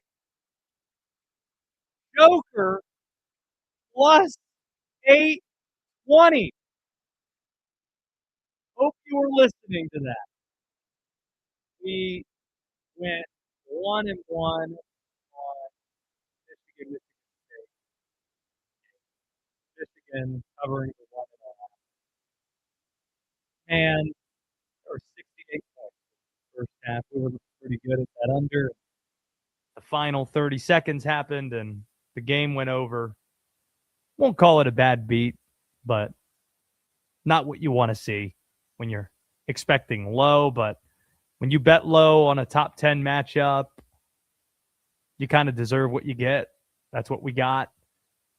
Golf bets. Hey, when you're great on tennis, you got to point out that the golf season started and it didn't start well for yours truly. We're halfway home at the Farmers Insurance, and when you look at that top of the leaderboard, you don't see Chris Gotterup's name there, nor Max Homa's. You also don't see Wyndham Clark's name either. So, shout out to Justin Rose, 17 under through 2 rounds. Seems like he's in good shape going into the weekend. Let's now focus our sights on college basketball tomorrow. There's one bet that I love more than anything else. I'm struggling to find multiple bets that I love, but Denton Day, bet what you know, ACC basketball, that's what I grew up with. That's the footprint I'm in. And I see Virginia Tech getting 11.5 points from the top 5 Duke Blue Devils. And I absolutely positively love taking those points with Virginia Tech and also sprinkling a little on them to win the game outright at plus 550. Yes, Duke's very good, but they are not an offensive juggernaut that's running away from teams. And when you talk to players in this league, in the ACC, and you ask them, what are the most difficult venues to play in the conference? Duke's usually the first name you get, Cameron Indoor, unlike anything else. But the second name that's most popular actually isn't what you might think. It's not the Smith Center. It's not the Yum Center at Louisville. A lot of players say, you know what's really tough? The Castle. Castle Coliseum at Virginia Tech in Blacksburg. Duke doesn't have a great track record in that building. Mike Young is one hell of a basketball coach. And when you look at this Virginia Tech team, they got players. Tyler Johnson, he's not going to play tomorrow. But they got players that might be playing in the NBA. When you talk about Evdalis and Toby Lawal, those guys, supremely talented, and neither are top 2 scorers on this team. So they can fill it up, and they're at home. So we're going to take the 11.5 points with Virginia Tech in this one. And it's a must-win game in Winston-Salem, North Carolina, where Wake Forest is hosting a rival. Wake Forest caught a bad break with the ACC scheduling. How bad is this, D-Day? Wake Forest does not get a home game against North Carolina, does not get a home game against Duke either. So in terms of hosting an in-state ACC opponent, this is the one you circle. It's Will Wade's NC State coming in. Times are tough on the Deeks. Absolutely, positively must-win time for Steve Forbes' team. And since Steve Forbes was the one that broke the news about me working for Westwood One, it's only right that we bet on the guy when he needs it. And we're taking Wake Forest plus 5.5, and then, yes, plus 202, sprinkling a little on the money line as well. There you go. Wake Forest plus 5.5 against NC State, and we love Virginia Tech plus 11.5 against Duke. College basketball this weekend. You said you were going to play something with BYU and Kansas, courtesy of our friends at DraftKings. Use the code Westwood to get your spending of $5 turning into $300 in bonus bets. Please do that. That helps us a great deal. There is Kansas with Darren Peterson, a 4.5 point favorite against BYU. The total is it 159.5? They're expecting some points at Allen Fieldhouse. Do you have a feel for this already? I think I'm laying the points with Kansas. I think I'm going to lay the 4.5. BYU's been fun to watch. You could argue that maybe they should have won that game against Arizona, albeit Arizona tried their best to make them win that game. There's something about this Kansas team. Now that Darren Peterson is back and now that Darren Peterson is healthy, he got the takeover gene, man. He got the X factor.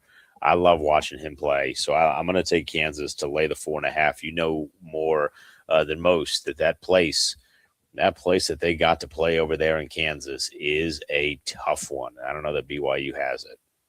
I had a chance to see Kansas twice this year. Once with Darren Peterson. Well, actually, Darren Peterson played in both games, but got banged up in one of the two. The player that is maybe equally as important as Darren Peterson for Kansas, given what he represents relative to everyone else on the roster, is Flory Badunga in the post. And given the size that BYU has, Badunga is going to be so important in this game, and Bryson Tiller. Yes, it's the appeal. We know it. It's Darren Peterson against A.J. Debonsa. But how do you account for BYU's length? That's the question. And I think Badunga and Tiller are up to the task. Think I'm with you there, but don't love it enough to put my hard-earned Skrilla or scratch on the line there. So there you go. Those are our bets. Graham's gambling for this week. That's what we're looking at. Lot of NFL news today, as mentioned. Tons of it. And by the way, last call for phone calls, 310-840-4910. If you want in on the program, your reaction, what is the biggest NFL news that we've got? Is it the Seattle Seahawks selling, according to ESPN? Now, they refute this, but notice what they said. They said, we are not for sale. But the reporting said the Seahawks would be for sale after the Super Bowl. So they didn't actually, if you note what they denied, they didn't actually deny what ESPN was reporting. And we know that the former owner of the Seahawks, who was instrumental in the growth of Microsoft, Paul Allen, one of his wishes before he passed was that his siblings would sell the team and give the proceeds to charity once he passed away. And he owns the Seahawks, or owned the Seahawks and the Blazers. The Blazers already for sale to the Carolina Hurricanes of the NHL's owner, Tom Dundon of Top Golf fame. And it seems the Seahawks are going to be for sale too. This is a classic selling high situation when you have the news of the NFL. Speaking of the headlines today, the salary cap jumping over $300 million reportedly for next year. That's a $100 million increase from where they were just in 2022, which seems like an unsustainable amount of growth that the NFL is experiencing. And if you're a business person, you might be thinking, okay, with our team in the Super Bowl and one of the 5 youngest teams in the league and being favored in this game and having a fun coach and this seeming like the beginning of things, and that headline as well, with salary cap going up, this is a pretty good time to see how much we can get before there's any type of a setback. $7 billion, $8 billion, all of it's on the table for the Seattle Seahawks. So they're for sale, it would seem. The Minnesota Vikings fired their GM after they had that GM spend the week in Mobile, Alabama, where the seafood's great, by the way, at the Senior Bowl. Kwesi Adofo-Mensah let go, and they're not going to replace him until after the draft, apparently. Times are tough in Minnesota when you're watching the quarterback that led you to 14 wins last year go to a team and do the same thing and take that team to the Super Bowl, while your quarterback not looking great in his second season, J.J. McCarthy. The Ravens hired the Bears OC, Doyle, who is pretty inexperienced. 1 year as an OC in the NFL, or at any level. He's 29, and he wasn't a play caller that year. He was underneath Ben Johnson in Chicago. So an interesting choice given that seems to be a win now proposition with Lamar at quarterback. The Cards, the Raiders are getting close to making a hire. According to Adam Schefter, Clint Kubiak's going to take one of those two jobs. The Ron Rivera, he interviewed for 7 hours with the Cardinals, so that seems to be a very serious thing. Speaking of serious things, don't quite know what to do with the Steve Tisch news, the Giants co-owner. He's on a list that you don't really want to be on. And there's some things dropping here that make it seem like this might be a much bigger story heading into the weekend. By the way, the list that we learned a lot of stuff about today, was this Friday news dropped? Is it a coincidence we learned all this at this time? Is this like going into the weekend? I guess the Friday news drop is not just a sports concept. It happens in all types of news, right? It's like the worst Friday news dump for the NFL, though, because you have no football, no real football, with respect to the Pro Bowl and dodgeball. You have no real football this weekend, so it's the first weekend with no football.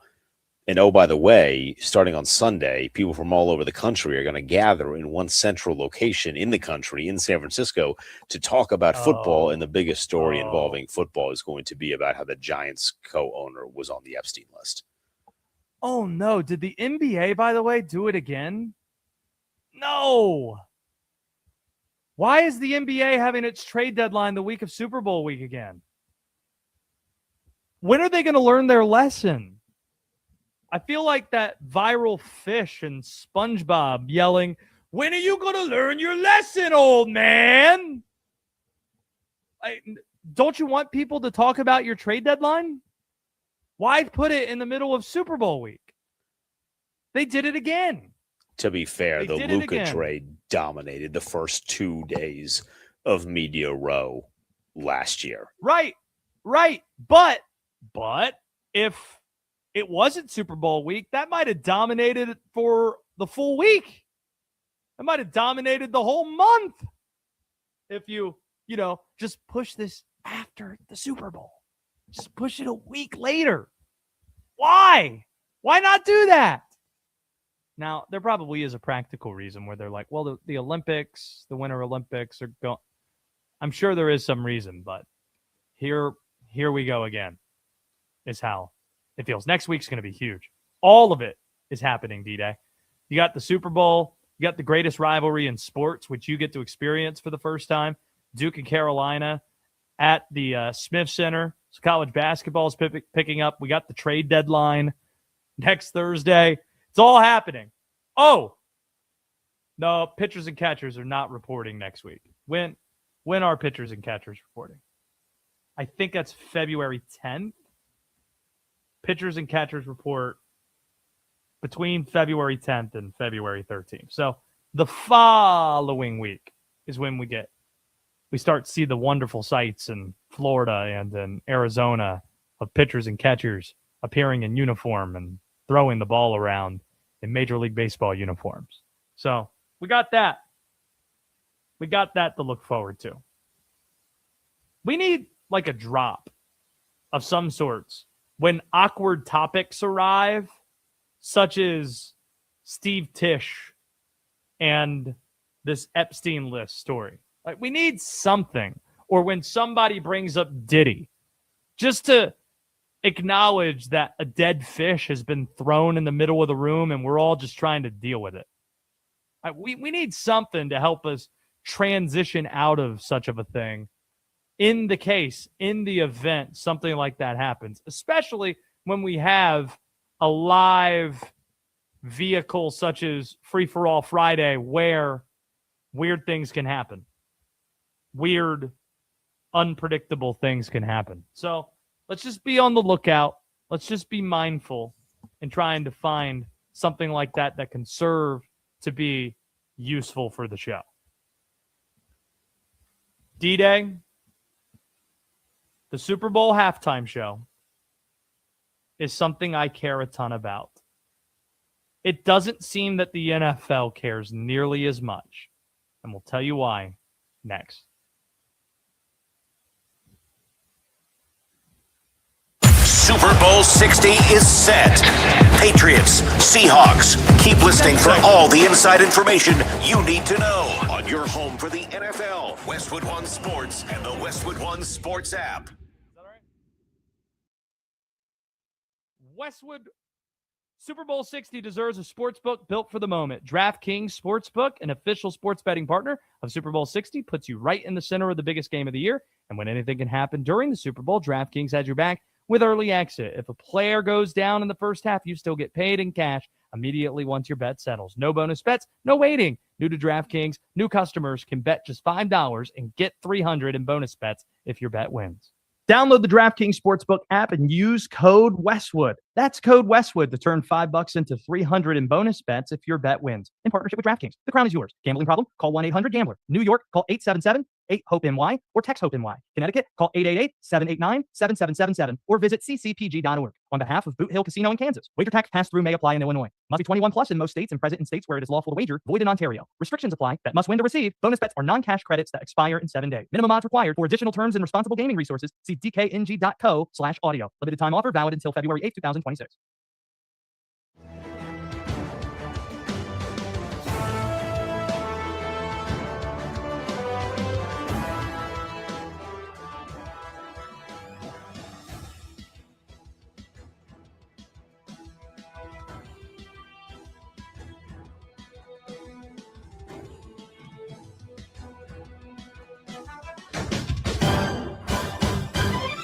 At the tone, the broadcast will begin in 4 minutes, 30 seconds.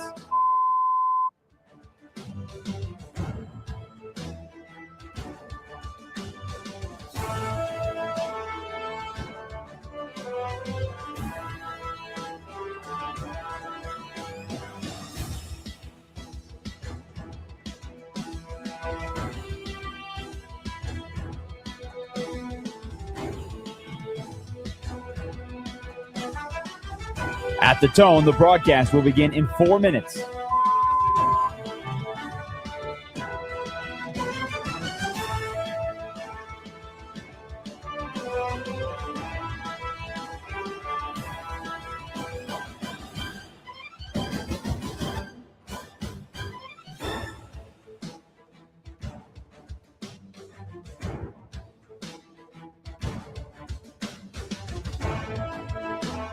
At the tone, the broadcast will begin in 3 minutes and 30 seconds.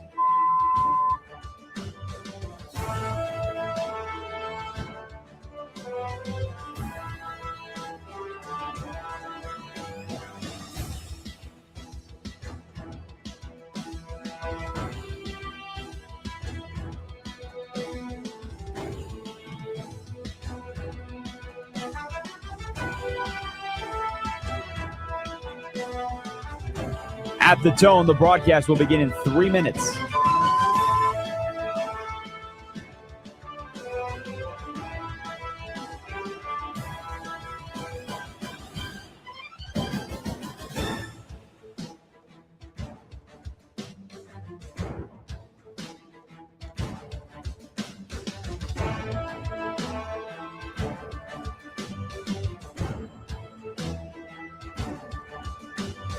At the tone, the broadcast will begin in 2 minutes, 30 seconds.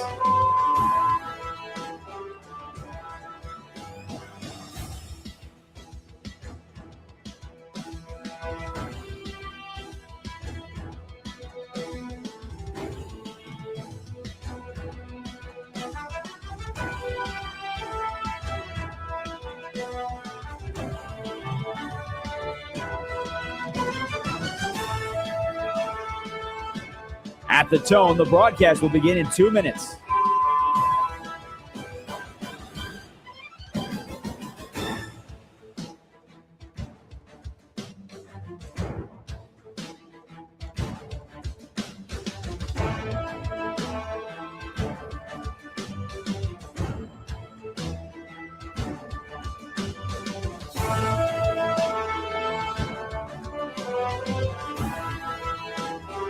At the tone, the broadcast will begin in 1 minute, 30 seconds.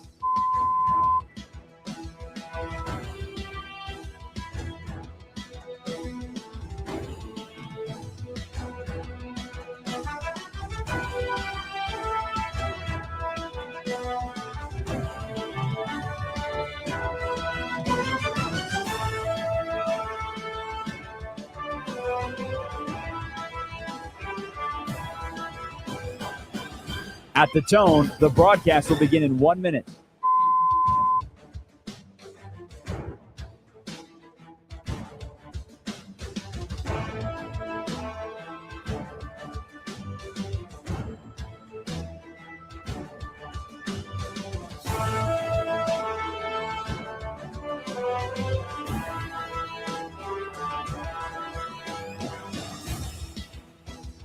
Stations, this is your final time check. At the tone, the broadcast will begin in 30 seconds.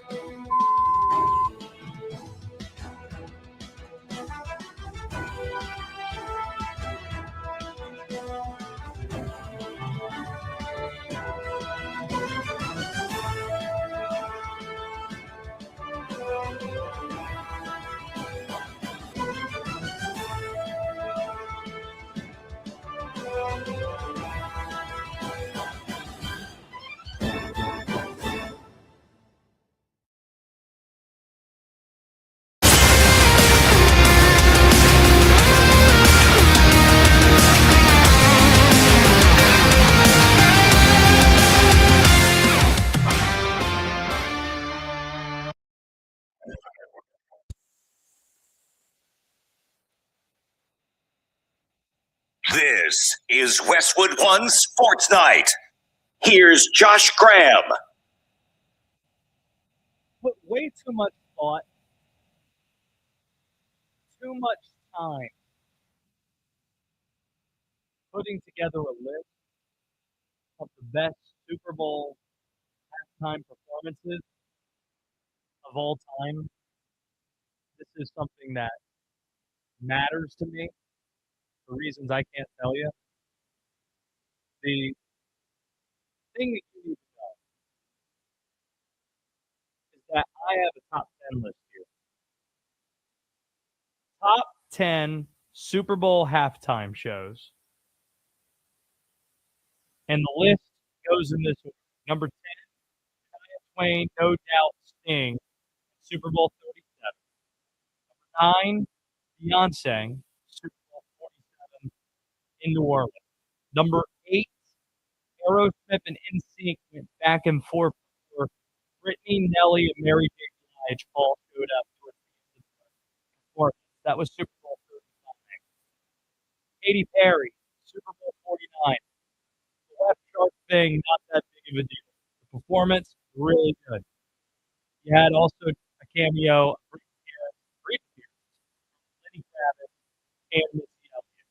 Michael Jackson, number 6, pretty much created the modern halftime show. He had stood stoically on stage for more than a minute before performing. You want to talk about aura. That's a word that is used a lot nowadays. MJ back then had it. The Weeknd at number 5. Memes are still used from it. The song choice is fantastic. One person completely carrying the show. Don't see a lot of that anymore. We'll see if Bad Bunny's able to do it coming up in Super Bowl 60. Number 4, feel bad to put this there because this is one of the most iconic halftime moments. U2 honoring the victims of 9/11 in New Orleans, 2002, Super Bowl 36. The Streets Have No Name. Beautiful day. Beautiful performance. Number 3, the most well-received Super Bowl halftime show of the last decade at least. Dr. Dre, Snoop Dogg, Super Bowl 56 in L.A. You had 50 Cent. You had also Mary J. Blige. Eminem making an appearance. Bruno Mars, Red Hot Chili Peppers, Super Bowl 48 at number 2. I will fight people to the death about how great this Super Bowl halftime performance was. The military tribute, the drum off wasn't as much a drum off as much a drum solo. Didn't know that Bruno had it in his bag. Shaquille O'Neal meme, I was unfamiliar with your game.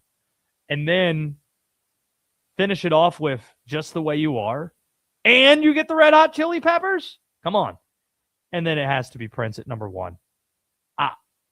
The man covered songs. The man performed in the elements. Nobody else can say that. And he played Purple Rain in the Rain while the Florida A&M band with glow-in-the-dark outfits. Do we have this? This is the FAMU band towards the end of the performance. I'm about to get goosebumps. Just listen to this band wail as Prince let the notes go in the rain in Miami 2007. Y'all want to sing tonight?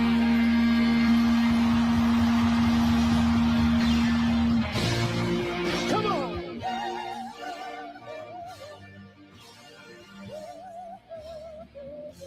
I can hear you. There you go. Come on.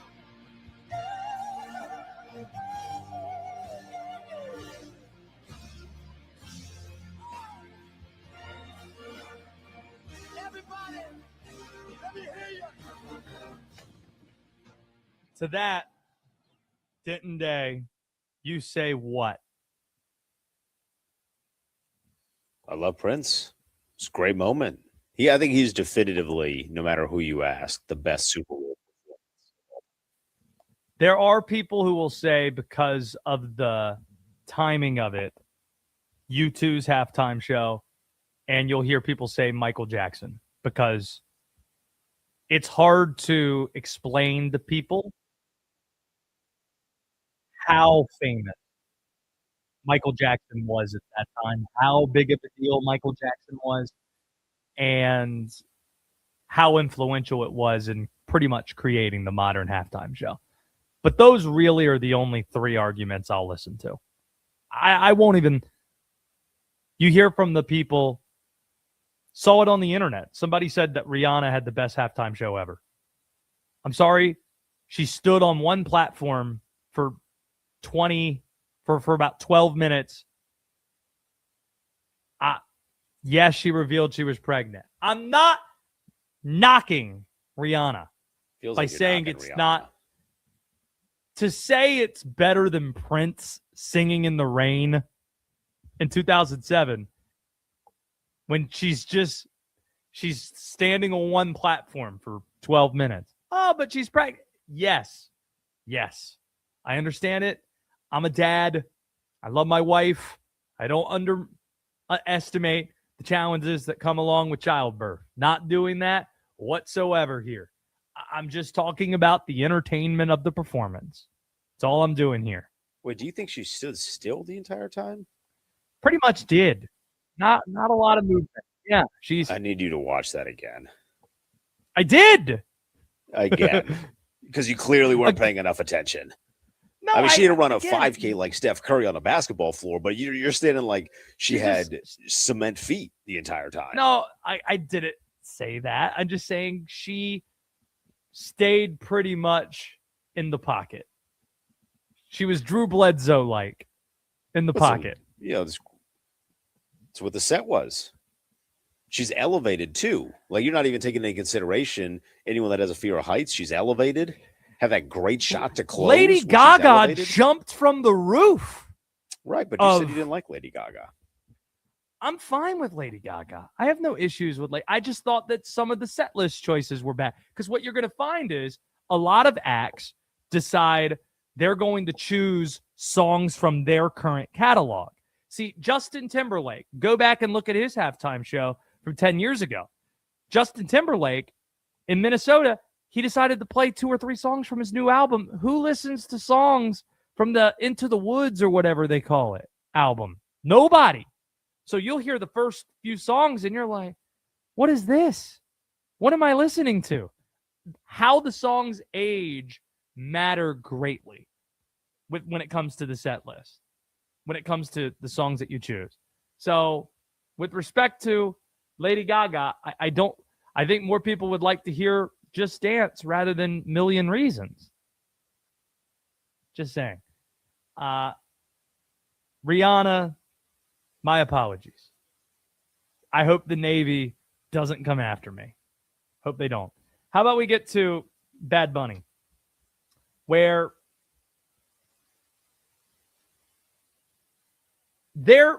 what scenario would have to play out where the day after the Super Bowl, we're talking about the Bad Bunny halftime show being well received?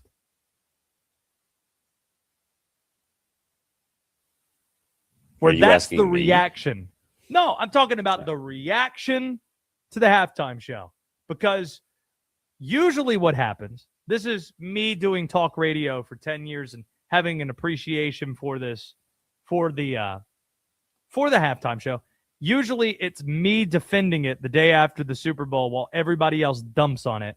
The only exception being that 50 Cent, Eminem, Dr. Dre halftime show. All the other ones, including Rihanna, people were just dumping on it the day after. And I was defending Rihanna then. I defended Adam Levine, Maroon 5, and Travis Scott, and Justin Timberlake, and you name it. I will defend because I feel the bar is set really high, higher than maybe it should be. So when it comes to Bad Bunny,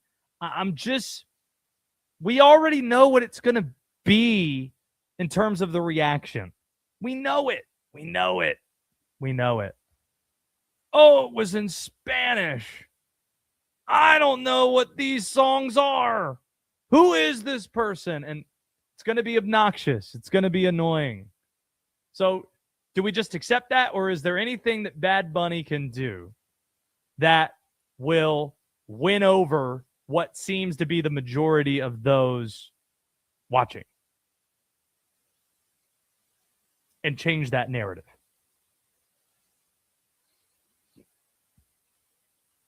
That's the question I'm asking. 310-840-4910. The other happening from this weekend, that's next weekend, Super Bowl 60. By the way, Westwood One, your exclusive home, audio home for Super Bowl 60. We got irreverent things to pay attention to. It's not just college basketball that we're going to be watching. We got an outdoor game in Tampa. And how about this being a gift from the hockey gods? Did you see what the temperature is supposed to be in Tampa, Florida for this game tomorrow when the Boston Bruins face the Tampa Bay Lightning? Did you see what the weather conditions are supposed to be for this outdoor game? I happened to talk to my parents that live in the area, and they said it is going to be very brisk outside. It is going to be high 30s, low 40s in Tampa. The day that they're happened to host an outdoor game. Just the hockey gods working things out in a great way. Then you have Royal Rumble. Where is Royal Rumble this year? That's a tough talking point. It's in Saudi Arabia. Oh, of course it is. Yeah, like not great. You know what I mean? It's going to kick off at 2 p.m. Eastern time, which is also not great on a Saturday. You know, you're out doing some things. But the Royal Rumble is in fact happening. They built the stage in a month, which is not great. If you use a little bit of brain power, still going to watch it, though. I'm a hypocrite. Okay. What's the big story? AJ Styles is going to retire, and then you have the 2 Rumble matches. Winner main events WrestleMania. Oh, got it. So do we know what the 2 matches are? The Rumble matches? Yeah, the Royal Rumble match. Oh, this is just where the people pile in and you don't know. I'm a novice in this sense. I'm asking the question. Oh, I thought you had given me the assumption that you were well versed in the art of dramatic storytelling. I'm not opposed. Just like you're not opposed to good stories being told in the form of Tom Hanks with a sick cut running and maybe not being all there. Still knowing what love is, though. Important for people to know that. Yet you had not seen it until you had to be filled in on the particulars. You didn't know there was war involved in this, so that's kind of where I'm at. I'm not opposed to Royal Rumble. I'm trying to learn here. Thought this was an educational program. With a man that has Randy Savage over his right shoulder, that you would have at least partaken in a Rumble match before. A Battle Royal throw every man over the top rope. When you win, you get a chance to main event WrestleMania. I have hung around for WrestleManias. I've hung out for WrestleManias. I haven't hung out for Royal Rumble. I played Royal Rumble on the video game way back when in 64, Royal Rumble. I did that, but that's the extent of my Royal Rumble knowledge or familiarity. Is that close to like what Money in the Bank is? Is that a thing? Money in Bank's a ladder match. You got to climb the ladder, grab the briefcase. Yeah. It gives you the title shot whenever. And then there's Hell in a Cell. That one's pretty self-explanatory. You're in a cell, and it's hell. And none of this has to do with Royal Rumble. No, there will be neither of those matches at the Royal Rumble. Got it. Learned something here. This is all good. You writing all this down, Mondo, or you already know all this? No, I know all this. Yeah, I'm about to say Mondo's a sicko. I bet he's part of the IWC. No, IWC. I haven't seen that one. I love the WCW, and I was part of the D Generation X. He's got the X's up. Cool. What do we have in putting this show to bed? Is it needs it. Potentially personal story. My life could be changing tomorrow, Josh. So I'll describe that to you when we get back. A new chapter in NFL history begins at Super Bowl 60. Patriots, Seahawks, and we'll be there all next week, live from Media Row in San Francisco, starting Monday on Westwood One Sports and the Westwood One Sports app.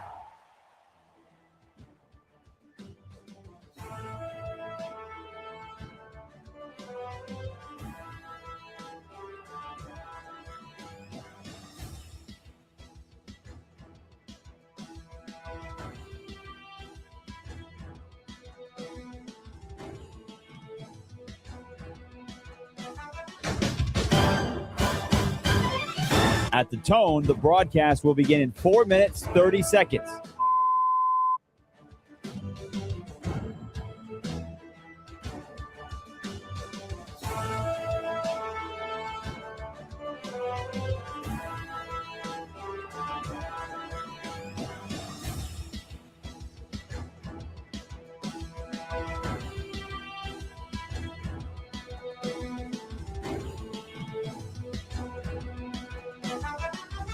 At the tone, the broadcast will begin in 4 minutes.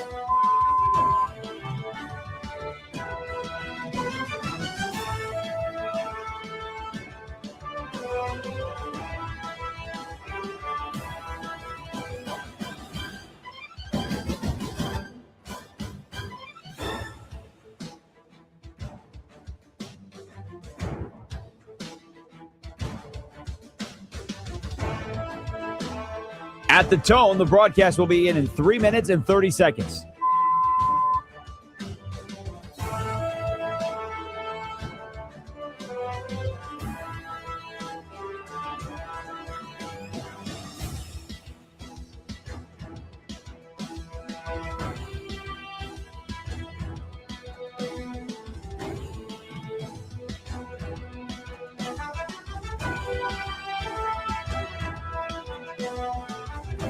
At the tone, the broadcast will begin in 3 minutes.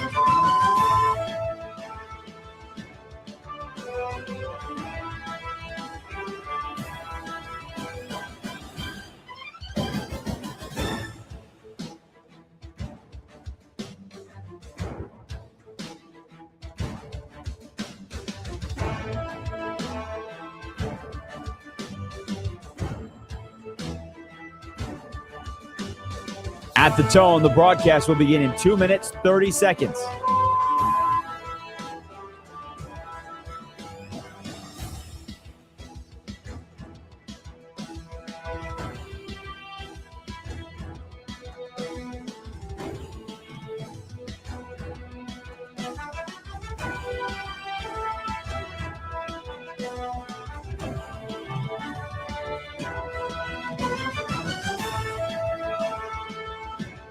At the tone, the broadcast will begin in 2 minutes.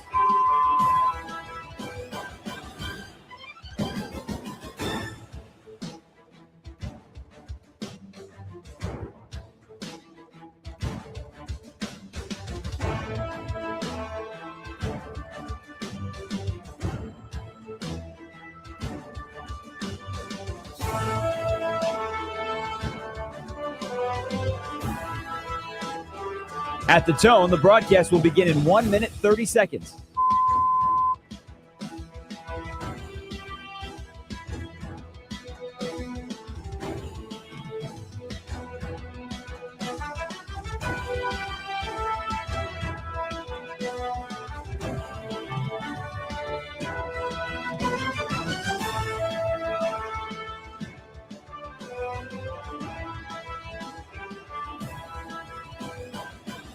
At the tone, the broadcast will begin in 1 minute.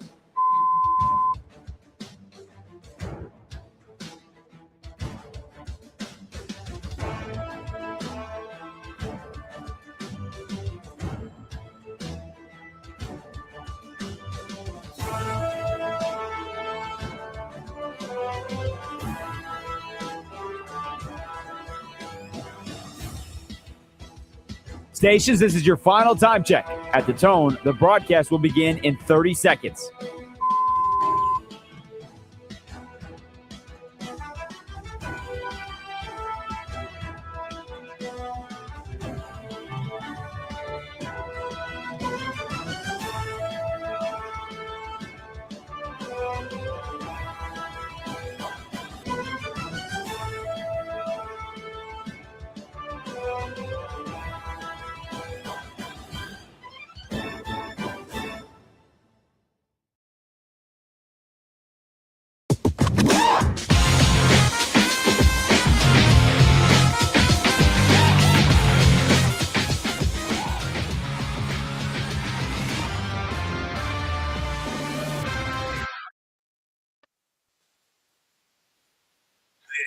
This is Westwood One Sports Night.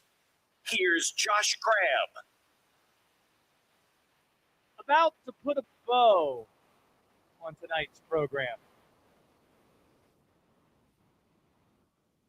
Get ready, because Saturday afternoon and evening is going to be taken over by Westwood One Sports team here.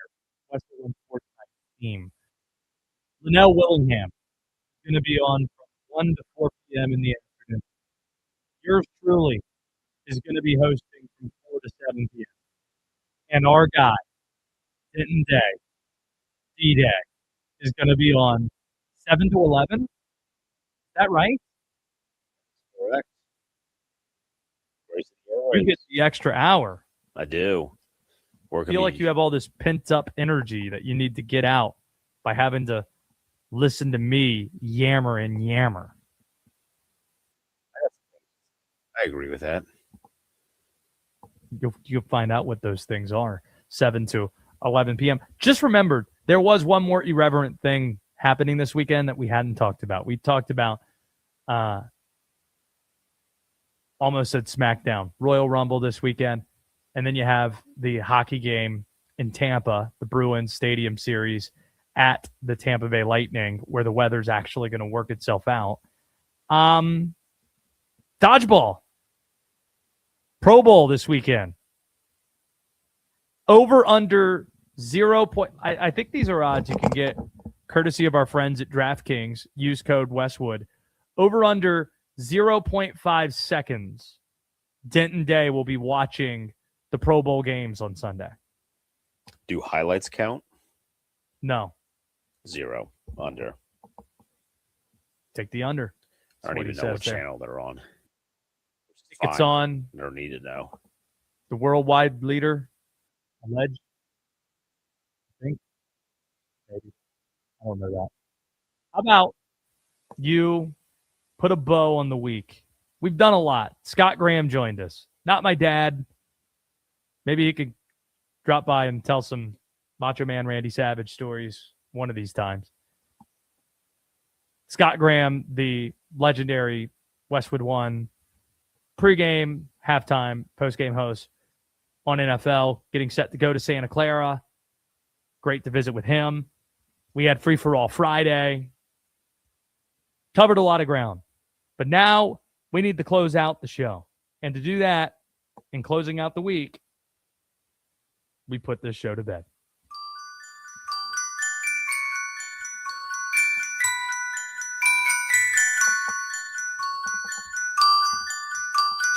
All right, Josh, tomorrow's a big day for the Day family. Potentially a big day for the Day family. Why is that? So prior to doing the 7 to 11 shift, as you just mentioned, my wife and I are going to puppy yoga. Puppy yoga. In D.C. You've had an interesting week. It snowed, and as you mentioned, the district doesn't do snow well, apparently. They don't plow things. They So do not. you're dealing with that, and you've overcome the challenges by watching Forrest Gump for the first time while also enjoying a steak dinner, you said that night. What type of steak we talking, by the way? We didn't get into this. Right. It was good. Oh, so we're talking, we chopped it up? Yeah. Hell yeah. You did that. Watch Forrest Gump for the first time. You had a date night tonight with the wife. How'd that go?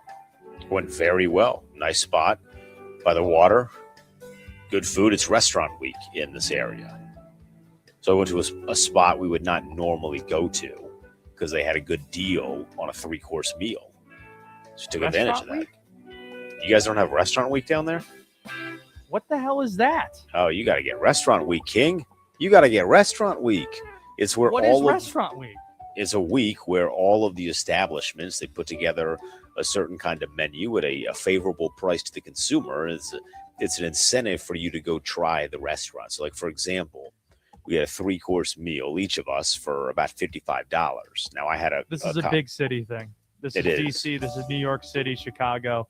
Not where I'm at. Yeah, but the suburbs out here have them too now, because it's a great way to get people to go and eat. Like my meal tonight, had I not gone to restaurant week, would have cost $40, but I paid $55 and got dessert and an appetizer. I just got a message that I'm wrong. That Winston-Salem does in fact have restaurant week. They have It's to. around Halloween time. There's restaurant week. Now we do it multiple times because I've gone twice in the past 4 months. It's like a quarterly thing in this area. Now that's not the important part of the story, Josh. Puppy yoga is the important part because it's not just any puppy yoga. It is Sorry, run. I was saying that you've had a big week. You had date Yes. night, and now it's puppy yoga and hosting 7 to 11. Puppy yoga is run by an agency where all of the dogs, all the puppies that will be there, are eligible for adoption.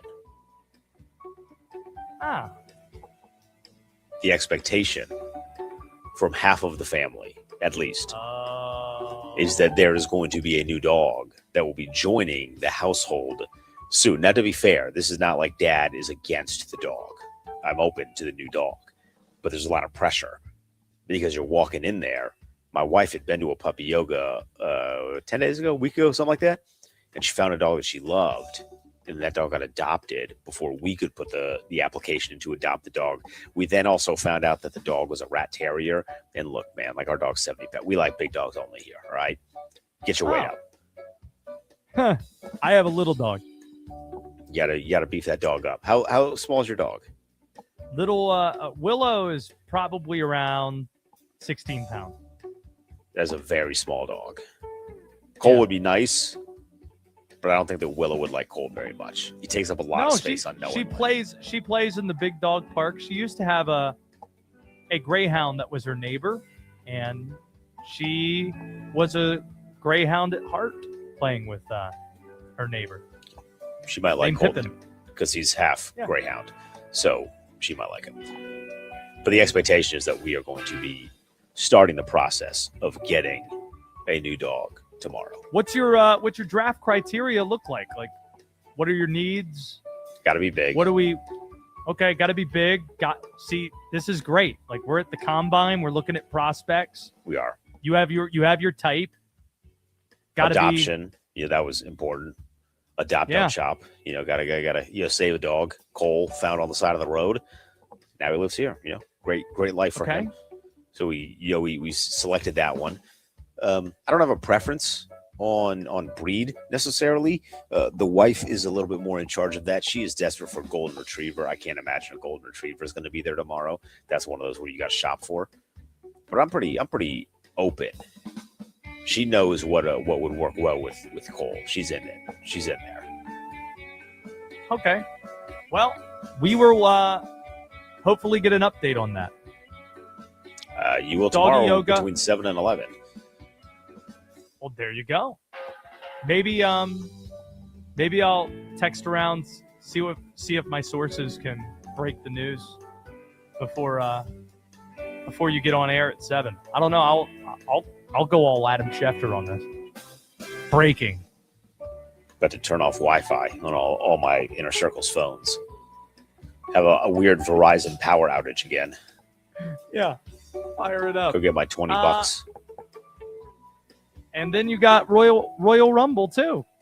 That'll be Sunday. See, there's too much going on. We got puppy yoga at 3:30, which is an hour and a half after the Royal Rumble starts. But then we got to Uber to puppy yoga, so we're kind of leaving like 30 minutes after the Rumble starts. And then I'm doing 7 to 11. I can't be distracted. Got to be locked in. So the Royal Rumble isn't going to be watched until after church on Sunday because we don't have football. So we'll watch it after church before basketball. We'll be good.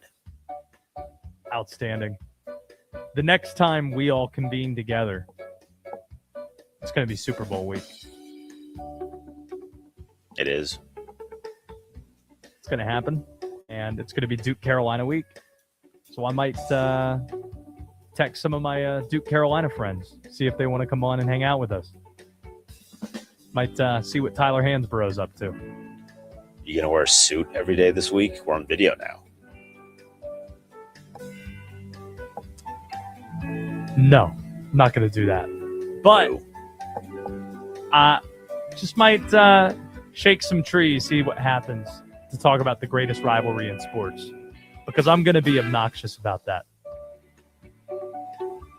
We might hear from our Ohio State, Michigan, Yankee Red Sox.